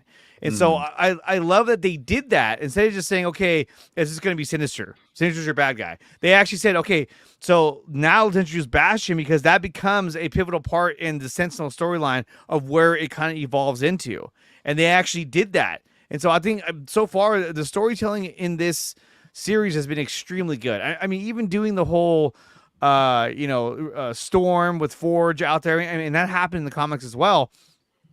Like, everything that they're doing, they're taking from the source material, which I think is so awesome that they're doing it. And not only that, but like, I love how they're just doing it. They're just like, yeah, we're going to take from source material, and we're just going to do that. Like, when you saw the Shi'ar Empire, it's like, oh, you don't know who that is? That sucks for you, but that's the Shi'ar Empire. That's them right there. There they are. It was just cool that they just throw them in there. Like, yeah. Right. if you know X-Men, you'll know who this is. It's just like, holy shit. They're not pulling any punches, and they're not trying to play it safe. They're going right into the lore of the X-Men, which is pretty badass. And I know when you have a live action film, you can't do it as easy because with a comic, with the animation, you can kind of jump right into storylines and just kind of run with it. So I'm glad they're doing it the way they're doing it. He was it also really created. The character of Bastion was created. I'm looking at it right now. He was created in May 1996, created by Scott Lobdell and Pascal Ferry, and that would be right around the time the show was coming to an end. So it makes sense as to why he was introduced here in 97. So that's interesting. Yeah, That's what I'm saying. Apparently, he's also voiced by Theo James. Who's Theo James? His voice sounded very familiar when he was talking. Yeah, so Theo James, he's a younger up-and-coming actor, and he was in, let's see, The White Lotus, The Gentleman TV show. He's got the main role in that. He's also, what is he? So in film, he plays Vesemir in The Witcher, Nightmare of the Wolf, Mr. Malcolm's List. What was his name? Theo James. He was in the Divergent movies. He was in the Divergent movies with Shailene Woodley. I think I know. Who this is. Rip. Yeah. Yeah, that's Okay, where yes, he kind of got yes. to start. Now I know. I'm looking at him right now. I know exactly who he is. Yeah, but Yeah, he's no, also played a couple voice roles in Castlevania and Dark Crystal: Age of Resistance. He's been around. I mean, the whole idea that the way they're going about the show, like I said, I just fucking love it. I think it's great. They're diving right into the lore of the X-Men.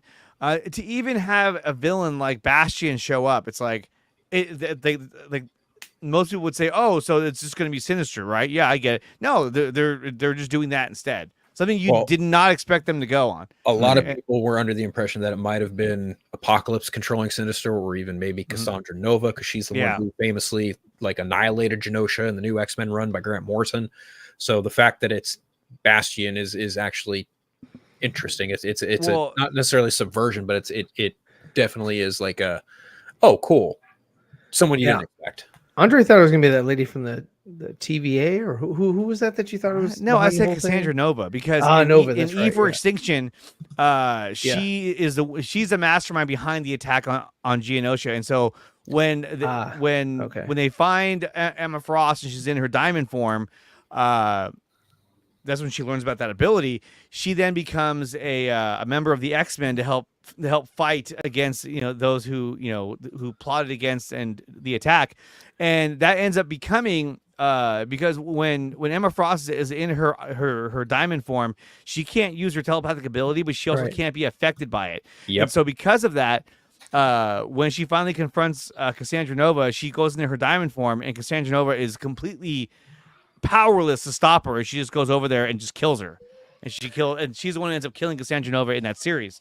It's and also the same series they kind of homage a little bit with the whole Madeline Pryor and Jean and Scott, in that Scott is having kind of like a mental affair with Madeline Pryor, because in the comic that Andre's talking about, it's actually Emma Frost in which he's having the mental affair with.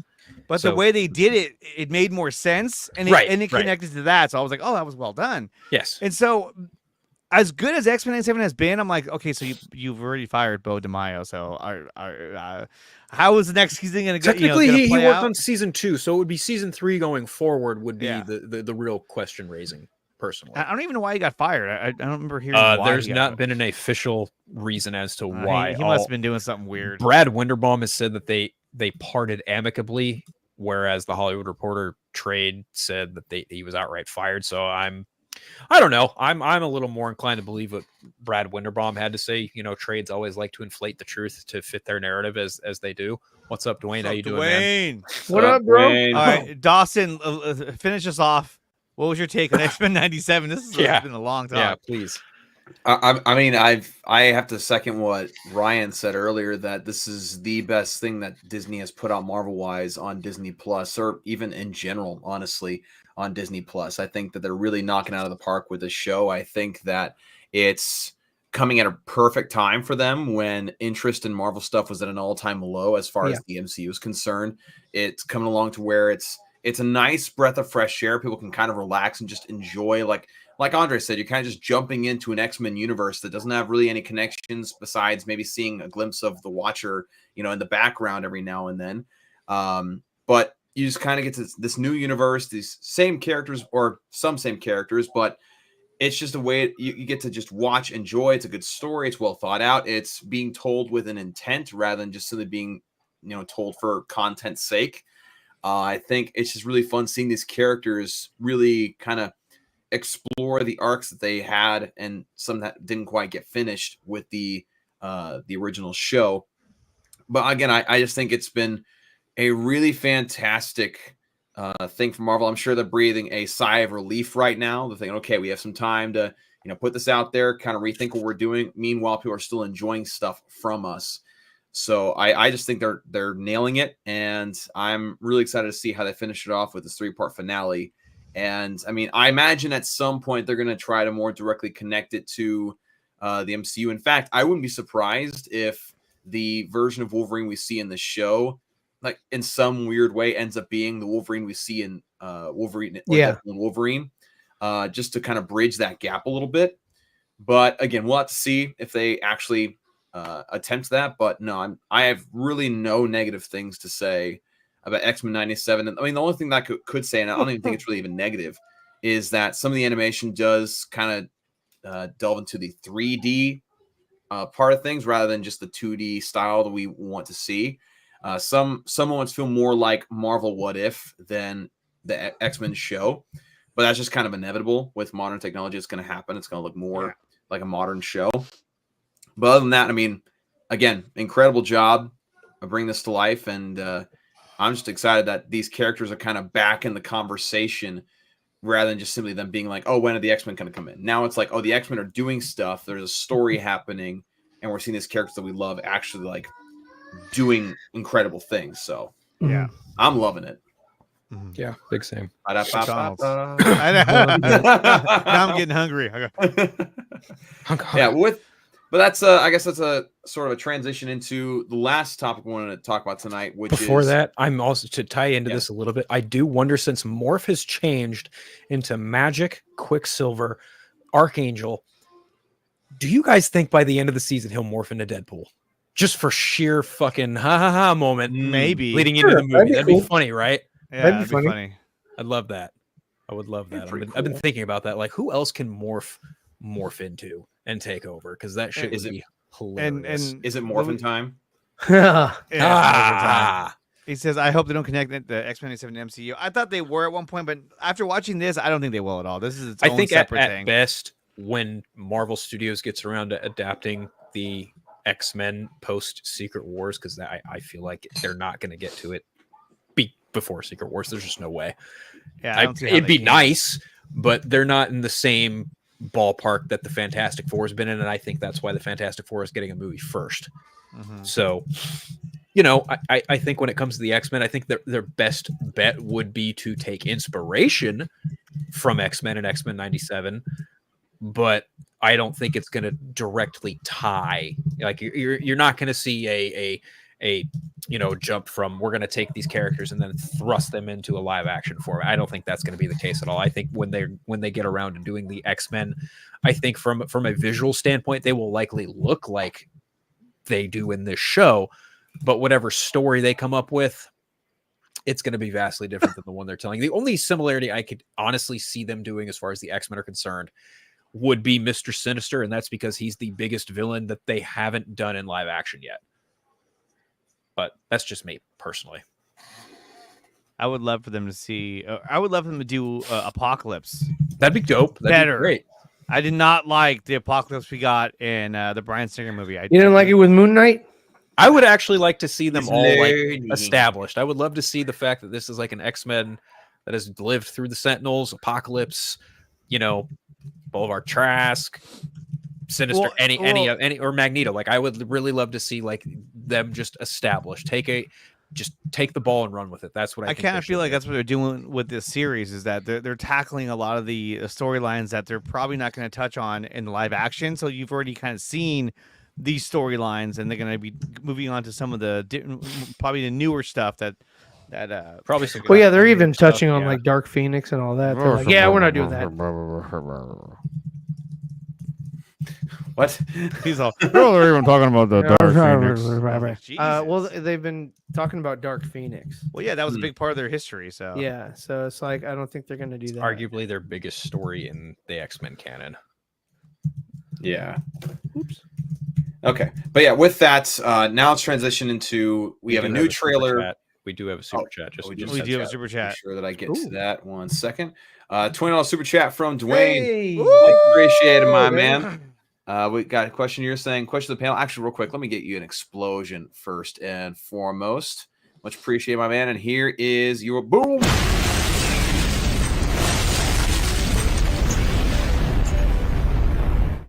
Awesome. Much appreciated, man. He says, question of the panel. Has anyone seen Justice League Crisis on Infinite Earths Part 2 yet? If so, what are your thoughts? Because I haven't seen it. I'm going to watch after the stream. Phil, I believe, didn't you see this? Yeah. Oh. Okay, and before you get to that, let's cut to our next segment. Phil at the movies.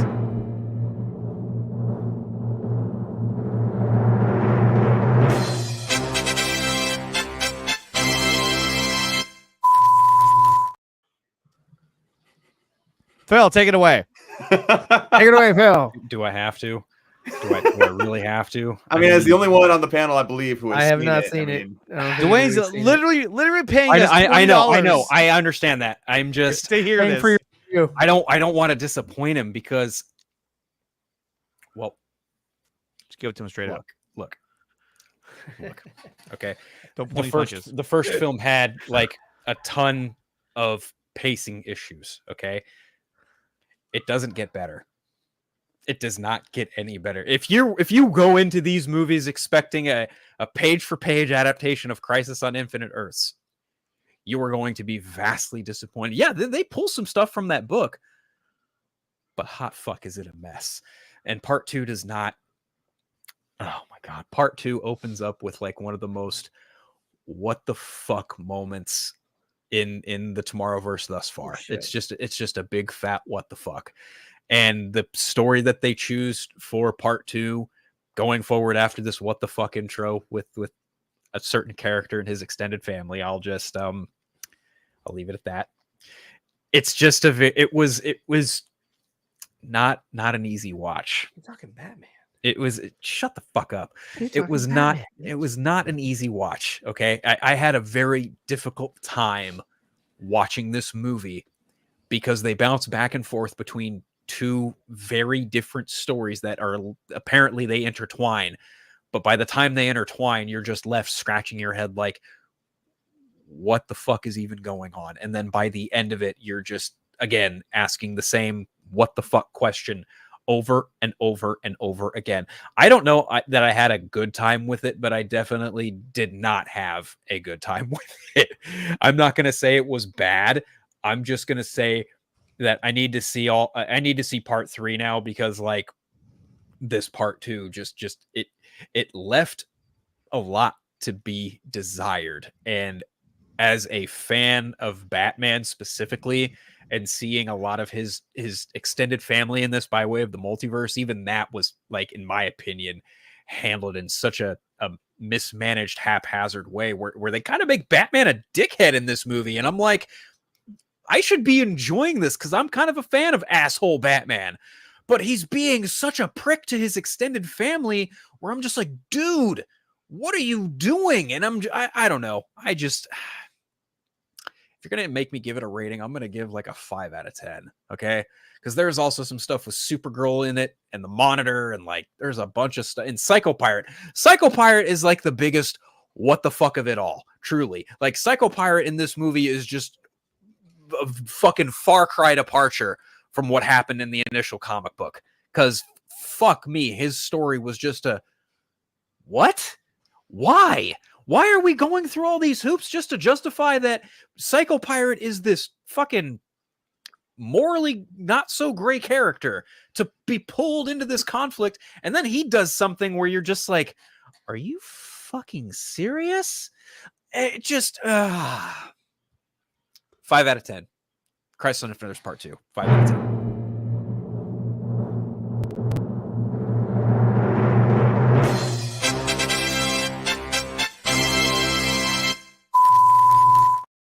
On some of you, these, Phil. on some of these reviews that Phil does, I almost feel like we need final thoughts, like Jerry Springer music, like at the end. Like here's Hey, just final a heads up, thoughts. everybody. Next week is Alien, because I'll be seeing that in the movie theater, and then the week after that is Cool. The Phantom Menace. So, Oh, I want to Yeah. see that.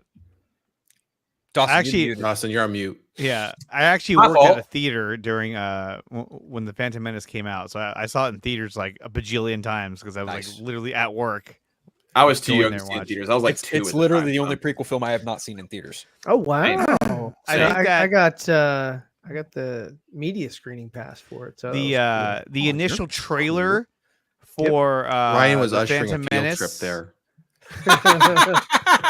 Fuck yeah, that was back when we still fucking like. I didn't have to it at the time, but I mean that's when like the lines were still there and people were pitching tents and Yeah. shit. Yep. Oh, yeah. And I had my little fuck because I was a subscriber to like an old magazine called Star Wars Insider, and they sent out fucking media Force.net. screening passes to people that had who were subscribers to that shit. And I was like, I got to go. I was like, that's fucking cool. So I was kind of a dick. I was like, look at this. I got tickets. See you later. And I fucking took it. I was like, Darth Maul fucking gets chopped in half, bitch.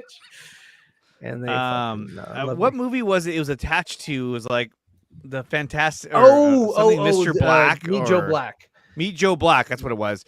And I remember when at the theater they were like, "Hey, on next week, or whatever, Meet Joe Black. It's gonna have the trailer for Phantom Menace." We're like, "Oh my god!" Yeah. And so I remember watching that the first time, where it fucking blew my mind. I was like, "Whoa!" And that was the We first time. were and- like, wow, there's two there's two Sith Lords. One's the guy cloaked, and the other one's with the horns and shit. And we all these and we're like, oh, that's not exactly what this was. there's a lot of cool things in Phantom Menace. Like Sebulba is badass. Oh yeah, he's the best. The Even best like pod villain. racing. I think pod racing was kind of cool. Well, Yeah. yeah, The oh, it's Potter very is cool. great. Yeah. But I'm saying, like, in terms of overall character design, I thought that Sebulba was one of the Yeah. coolest designs I've ever seen in Star Wars. Yeah, that was really. And this lightsaber fight was bar none the best. It is without until- question the best choreographed and shot lightsaber duel on film. Period. Yeah. Bar none. End of conversation. I don't care what Yes. anybody says, and I'm not even saying that to be dismissive. It's just like, look, facts are facts.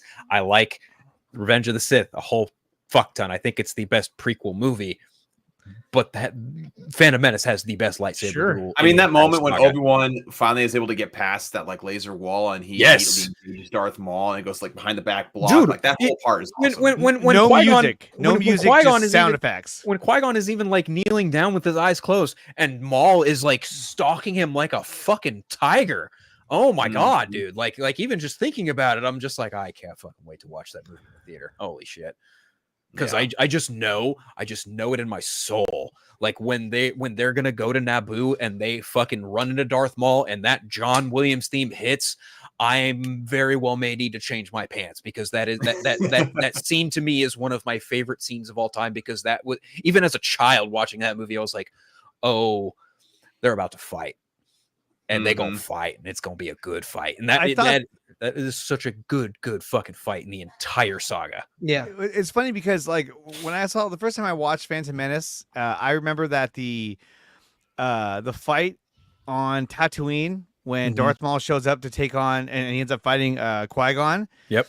I remember as soon as he says, tell them to take off, and he starts fighting him. I remember like my jaw dropped because of how fast they were moving. I was like, oh my god, like this is not, because I was so used to seeing Return of the Jedi where they're like do. And they were just going at it. I was like, oh my Yeah. god, this is so different. I was like, these guys are way better. Oh yeah. Like these are actually skilled fighters. Oh my Well, god. that's why he he got the role from Benicio del Toro because just his fighting style. They were watching the dailies of like them teaching Liam Neeson and you and how to fight, how to sword play and all that. What's his name was. They actually extended the double bladed lightsaber. Like George wanted it to be just the same size as everybody else's. He just has double bladed, but Ray Park was like, "Nah, I can't fucking do that. We got to have it longer." Yeah, a bit longer. Yeah. Oh man. But yeah, no, fucking Nick Gillard. Fucking that was number one, dude. He's the stunt choreographer, and he did a great job. I mean, even the opening scene when they're on the Trade Federation ship, and when Qui-Gon puts his lightsaber into the door, and he's like melting the door, and then you hear it plays the Jedi theme, and they're like they're still coming through. It's just like fuck yeah, and then the robots show up. Droidicas, yeah. I was like, what? Awesome destroyers. Yeah, destroyers. You mean the big ships? Yeah. They also did some things in this one that I didn't think they were going to do. Like when they were being shot at, they used your Jedi ability to run fast. And we never saw that ability again. Yeah, I remember when I saw it, I was like, oh my god, they're using that. We and saw them were like, force jump massive distances when they're fighting Maul too. Yeah. So, yeah, they're like. It would be funny if they used it at the beginning of the fight with Darth Maul, and they cut him at that point in time. They were just like, "Hey, super speed." He doesn't know that. He doesn't know that. He's not a Jedi. He doesn't know our tricks. Oh my gosh! But with that though, Phil mentioned that if he sees the Darth Maul scene in the theater, he might have to change his pants. I'm pretty sure he had to change his pants after the trailer for Deadpool and Wolverine this week. Oh yeah, I snuck off to the bathroom an hour into my shift just to watch this fucking trailer. Wow. Yeah, and because it's Disney, they'll probably get mad at us for playing it. But we've all seen it, so I kind of want to get everybody's reactions here. So I guess since we did with Phil last time, I'll start with me this time. Kind of work our way back around. I'll be right back. Oh, you know what? I'm being splendid. I'll be right back. Sorry, guys. Okay, sounds good. No worries. But for me, with each thing that I see about this movie, I get more and more excited. I love the sort of explanation we kind of get in the trailer for why we're seeing Hugh Jackman's Wolverine, because basically, from what I understand, it's not really the Wolverine we're used to seeing. It's probably one from a different universe. It's still played by Hugh Jackman. And, he experienced a world-ending event that he was not able to prevent or help prevent. And so there's going to be a big sense of trauma and guilt with that. So, and Hugh Jackman always does a great job portraying roles with that type of mentality. It feels like he's just really able to bring out that raw emotion. So I think that's going to be very, very convincing. And I like the fact that they're just kind of going balls to the wall with this, because you see a lot of different characters like Lady Deathstrike and Hazazel briefly in the trailer. You see the giant skeleton of Ant-Man, which is a thing in the comics too. That was cool. Really, really dope to see. And it's funny that comes off the cusp of Ant-Man and the Wasp: Quantumania, which not a lot of people really enjoyed. But overall, I love the fact we saw Hugh Jackman's Wolverine without the sleeves. I thought that was sick. I'm curious to see how that happens if he just decides not to wear them. Or if I wish he kept the shoulder, the blue shoulder thing on. I can agree with that. They didn't do that. I was like, oh. Yeah, I can agree with that. I think I'd like to see that, but the fact that we got the no sleeves in the first place is pretty freaking awesome.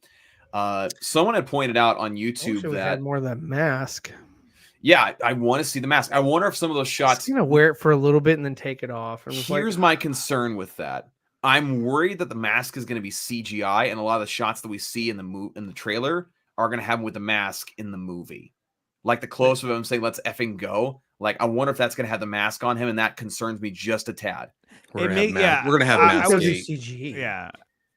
Yeah, I think they might. And when I was watching it, I was like, man, I wonder if a lot of these shots... did you fucks mention a mask? I should listen up, Dinkleberries. I'll tell you something right now. That mask is not going to be CGI, so you can shove it up your arse with that CGI bullshit. Number one. Number two, do not badmouth my boy Hugh like that, because let me tell you, seeing those guns up front, I had to change my pants a few times, boys. Holy shit.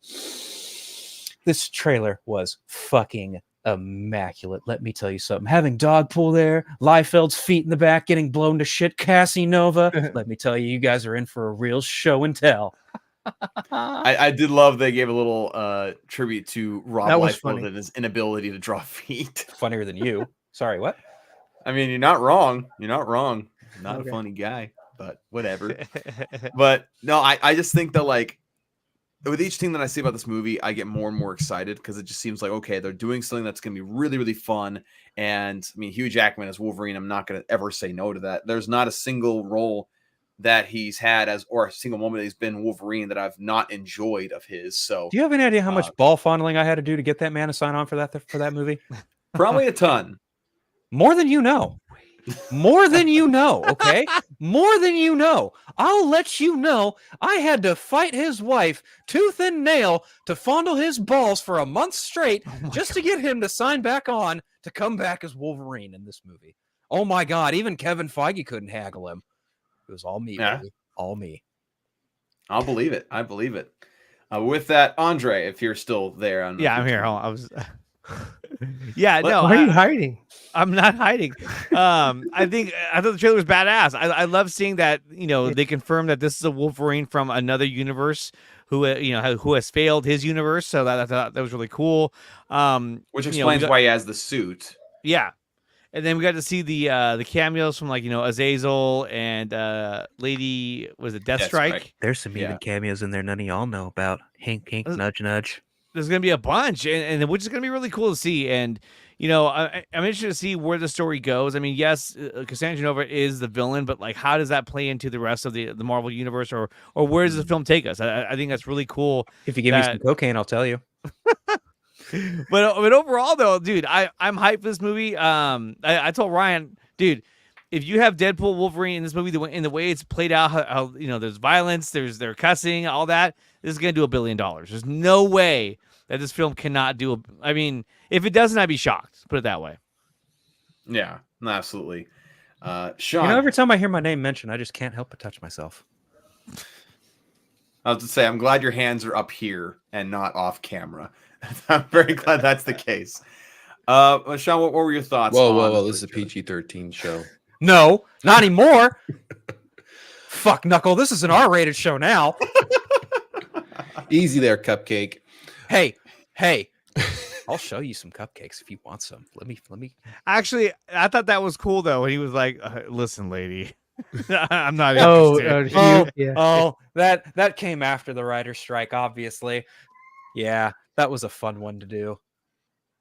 I'll say I'm glad that I'm glad that the trailer wasn't censored. I think that added a little bit more of appeal to it, to what you're going to see in the final film. As Andre mentioned, if we're going to see one more still an R-rated driven Deadpool Wolverine team up.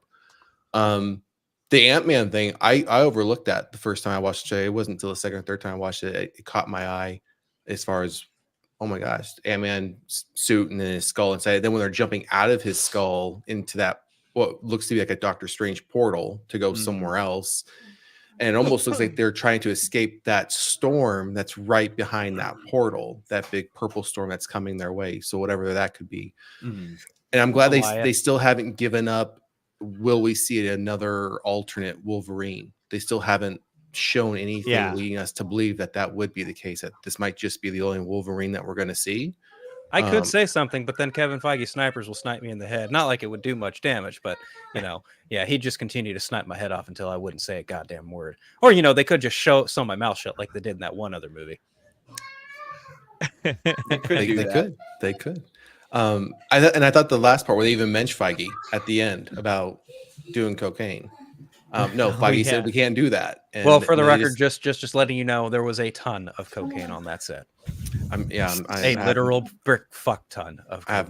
I have no doubts that there was tons. Just like in the second movie, which this is a follow-up to. Because yes, it is continuity. And I will be surprised if this doesn't do $1 billion. I think. Oh, we're hoping. We hope so. At least make $1 billion. If it doesn't do $1 billion, those bean counters will get really mad. They'll be really mad and ask why we didn't insert a Martha joke in there like the second film. But hey, Disney's Disney. They're going to make money one way or the other, and they're really banking on this movie to make a ton of money. And I am, if it doesn't, then we'll see if I show up in Secret Wars or not. We'll see what happens. I think the fact that Disney isn't censoring it will get it close to the billion. Had they censored, like if we had not seen the whole pegging joke from the first trailer, we would have known Disney was censoring it. It would not have been the Deadpool movie we were expecting to see. I had to, and also it has Bob Iger X-Men of that. 97 in its favor too. Like the fact that it's Yep. being so popular and it's going to bring people more into it. I think that's So I'm gonna give it to Ryan now. I liked it. Wow, you sound That was a top notch. Man, Rotten you know, Well Tomatoes said. Oh my right goodness, there. you I sound liked so it. excited. Holy shit. to be honest, I still need to watch the second one. So once I've seen that one, I'll probably be because I like Cable and I love Josh Brolin. I think he's great. I just haven't seen it yet, and yeah, I'll probably watch it regardless. yeah. Because I mean, it looks fun. It looks like they set out to have a good time. So And it's Hugh Jackman. Hugh Jackman. You guys Yeah, I like mean the part where he's stabbed our in the balls? definitive That was pretty Wolverine. funny. There's no other actor so far other than the one in X-Men 97 that's portrayed the character. So he's what we know. So I mean, yeah, it's cool. I think it's funny, and I like the I like their interaction so far in the trailer. So it looks like it's going to be a good time. I'm curious as to what Wolverine this is and what world he's come from and all that kind of stuff. And because I mean they'll expound on that a little bit as far as like Deadpool razzing him or whatever. But Ribbing genius. I ribbed him. you ribbed him. I Gotcha. shot him in the ribs. Didn't you pay attention to the fucking trailer? Evidently not. Oh, is that what happened? Yes, Oh, that's okay. exactly what Gotcha. happened. Watch the fucking trailer one more time, genius. I will roll the trailer. Roll it now. We'll do it live. Now! I We'll said do it now! Come on. Papa Mouse won't do anything to us. We'll be okay. I'm here after all. And I agree. speaking- I agree. Let's go, man. I'm all for it. Let's watch the trailer. If you put it on mute, you should be fine. yeah. Well, typically you can watch Marvel stuff. Well, I mean, but you don't know can if pull this it up counts and or we can kind of give our commentary of the shots. Oh, Right fine. I'll do it. there. See, there you You go. fucking better. I don't like her. You're threatening me here. Ugh. I'm not a fan of that. Do you want Let's to get see, pegged? I'll show you what pegging's like. Disney already learned. That Oh, sounds like it'd uh-oh. be painful. He didn't say no. He didn't say no. He did not say no. You're He absolutely didn't say right. He no. did not say no. He's pretty open to it by the sound of it. You want No. a brick of cocaine in your face too? I can make that happen. Let's see. I'm gonna get the trailer to get. Oh go. shit! Okay. Technology. The technology, we have it. Okay, here we go. Dogpool just took a So massive we're- dump. I'm gonna have to go, everybody. It was nice chatting with you fucks again. We'll have to do this sometime soon before the movie comes out. Catch you See you later. later. Always good to have you here. Let's see. So we got it muted here, so we'll commentate on this. This a little reminded bit. me of X-Men Origins. Or no, was it no? It was kind of like the game too. He was in a bar like when this. when Yeah. Magneto and Oh, that was first and class. Xavier, first class. Sorry, first class. So what's funny Yeah, about make him- this? What's funny about this sequence right here in the trailer? He is doesn't that- have a mustache. Yeah, he True. does. Well, I guess that. But I saw someone break down a clip where What did I miss? Gosh. What happened? Mustache. you missed Mustache. Phillip. He chimed in and That said something- fucker always likes to come in when I'm dealing with shit and fuck off. I hope he wasn't too much of an asshole. and he told us he was going to do some things to us that we did not find very. What except he for was Dawson gonna Dawson say. got it very amused. He was like, "This is great." What happened? But what I was saying is that with this sequence right here, someone had pointed out that in She-Hulk, I mean, we don't really say that name, but in She-Hulk, there was a screenshot with a news article to the side that said "Man with claws fights in a bar," and so we see here that he extends his claws in a bar. Uh-huh. So I suggest Well, that this actually, is he's happening got on whiskey some time. dick of the claws in the bar, but go on. Yeah, but basically suggesting that this Say is whiskey happening dick. in the actual MCU. Right there. Whiskey dick of Yep. the claws. Quite common in Wolverines over 40. You don't want this. Unless you want to take a deep breath through your fucking forehead, I suggest you reconsider. I love that line. Oh, that line is too good. Gosh, that suit is fantastic. It It really is is. so damn good. They did a really good job with that. The wig for Wade always just is weird to me. It's but- so. I think that's I think it's intentional. I think it's What about the supposed to wig look for goofy and Wolverine? weird. yeah, I and think then that's the his one. hair. I think that's his actual hair. Oh, okay. So that fight, that just happened, that's actually very much Sam Raimi that's them doing Yeah, the I saw Spider-Man that. fight between Flash. I Thompson. saw that. Yeah. Same choreography between him and Flash. Go fuck yourself. That's a first class reference. Mm-hmm. And you got Liefeld coming up. The fact they did this trailer to Madonna Oh, I know. has me fucking dead. Oh my god. Yeah, Yeah, Liefeld's just feet, and it's just that's destroyed. funny. You were the X-Man. He can't draw feet. Man, he got jacked again for this. Holy cow! I am soaking wet right now. Hi, Ruthie. Cassandra Ruthie? Nova. Oh my god. So talk about a big head coming out of a big head. How about that, right? Dude, this movie looks badass. Dude, this movie looks fucking savage. That's Eliath. I Yep. cannot wait for this fucking movie. Actually, can you go back real quick to when they showed the Ant-Man head? Yeah, real quick. Let's go back Because there's some to- characters there that are prevalent of some. Okay, so Yeah, you've these got are right Azazel, here. Azazel from First Class, Lady Deathstrike from 2, the chick from 3, who I'm forgetting who it is. Back on the car is Pyro, and then Yep. Toad somewhere in here too, but I don't fucking remember where and when he. But Is yeah, this him right here? It's that not. might. be him You know right what? That there. might actually be Toad. Yeah. It's not. What's his face though, right? No, it's Ray Park. It should be Ray It Park. really is. Oh, Yeah. wow. Because I That's think kinda they got cool. Tyler Maine to come back for Sabretooth. Oh, what? Yeah. Yeah, they did. They did. Yeah. I hope they got. Wow. Did they get the other guy for Sabretooth too from Origins? talking about I loved- Lee? Fuck no. I hope What? not. Talking about leave? I fucking hope not. I loved both those guys. Shriver? as Sabretooth. I am not a fan of the Leaf Schreiber Sabretooth, so I I kinda hope love that version. not. I mean, kinda I hope love. not. I thought it was not canon as far as like he's fucking brother and shit, but I thought it was funny how they went through all the wars and shit. I like the montage. Yeah, that was Right. okay. Well, X-Men Origins Wolverine is good for about like the first 45 minutes to an hour. Then it goes to shit once the barn house blows up. Yeah, I still enjoyed it. There's some things in it I liked. definite Mad Max Definitely. reference here. Oh, 100%. This movie right is here. absolutely inspired by Mad Max to some degree. Yeah. My goodness. And I love that Cassandra Nova just fucking gives it to Wolverine like through and through. Oh, so if you go back to that fight sequence, Right. Well, that reminds me of his interaction with Magneto. okay, so this fight sequence here, if you pay close enough attention, Deadpool and Wolverine are fighting, but in one frame, they are fighting alongside a woman, and that woman is believed to be Elektra Nachios, Oh, aka yeah. Jennifer Gardner. Yeah.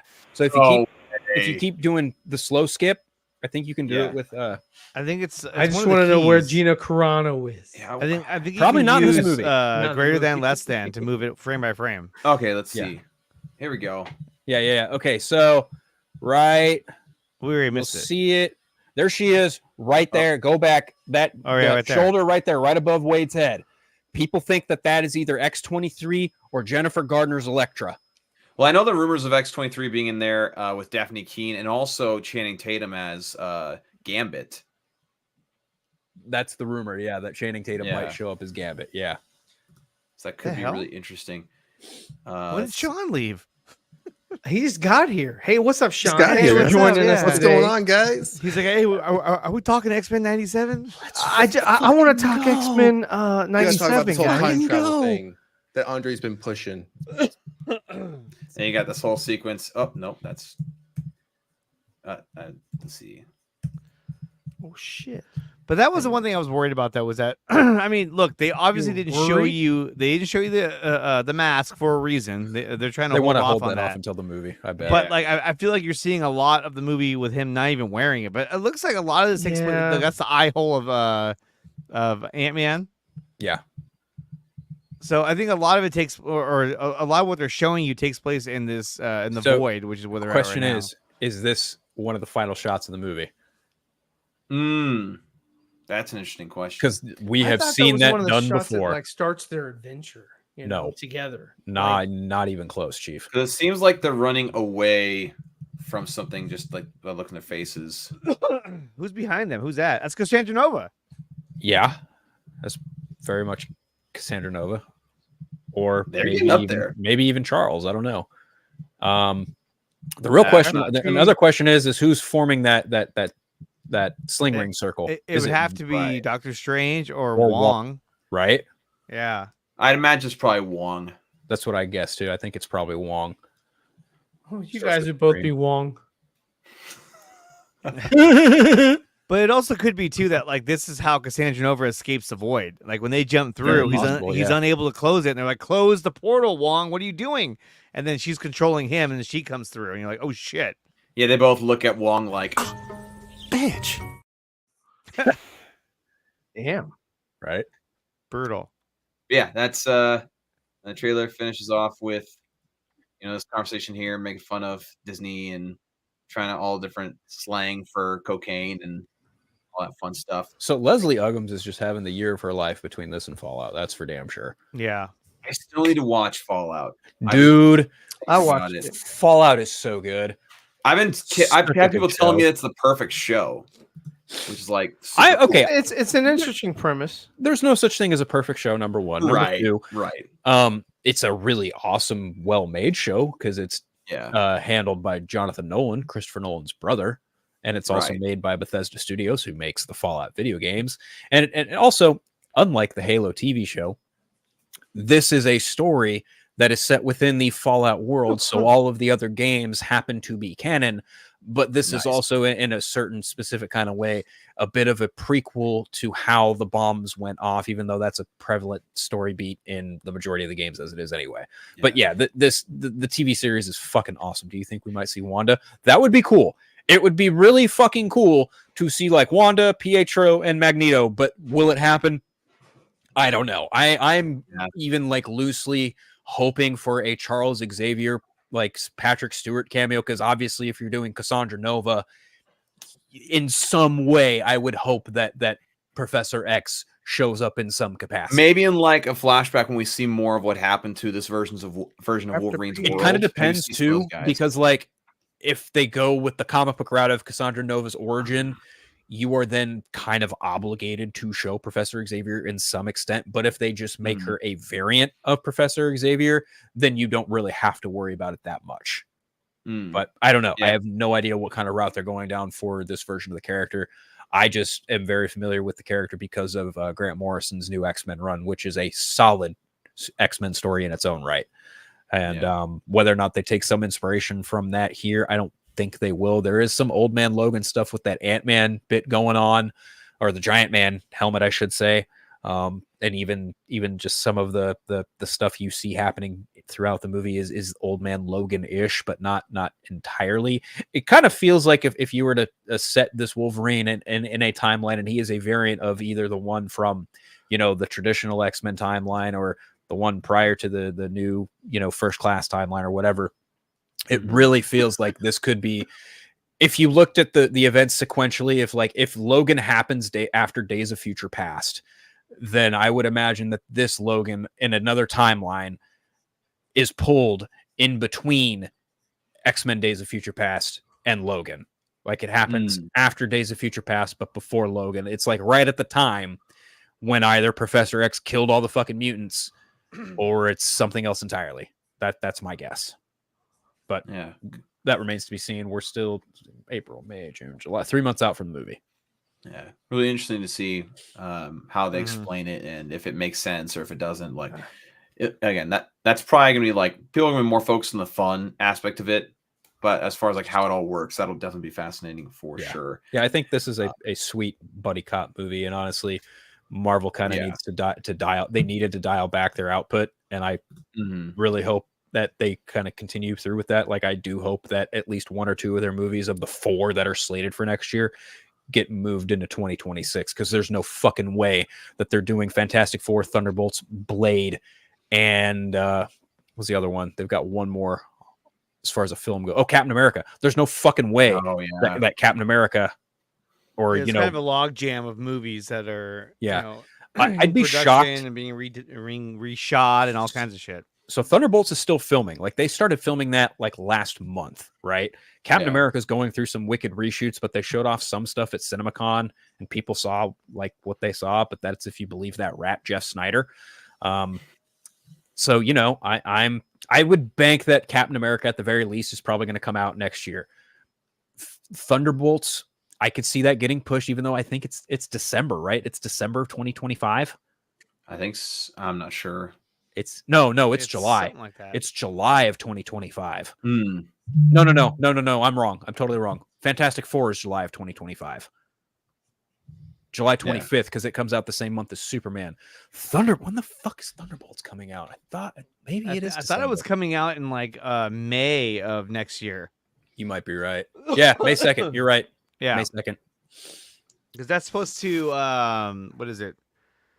That's gonna lead into Captain America: Brave New World. No, Brave New World comes out before that. Oh yeah. It's Captain America leads into Thunderbolts. Thunderbolts. Yeah, And then Thunderbolts allegedly like caps off Phase 5.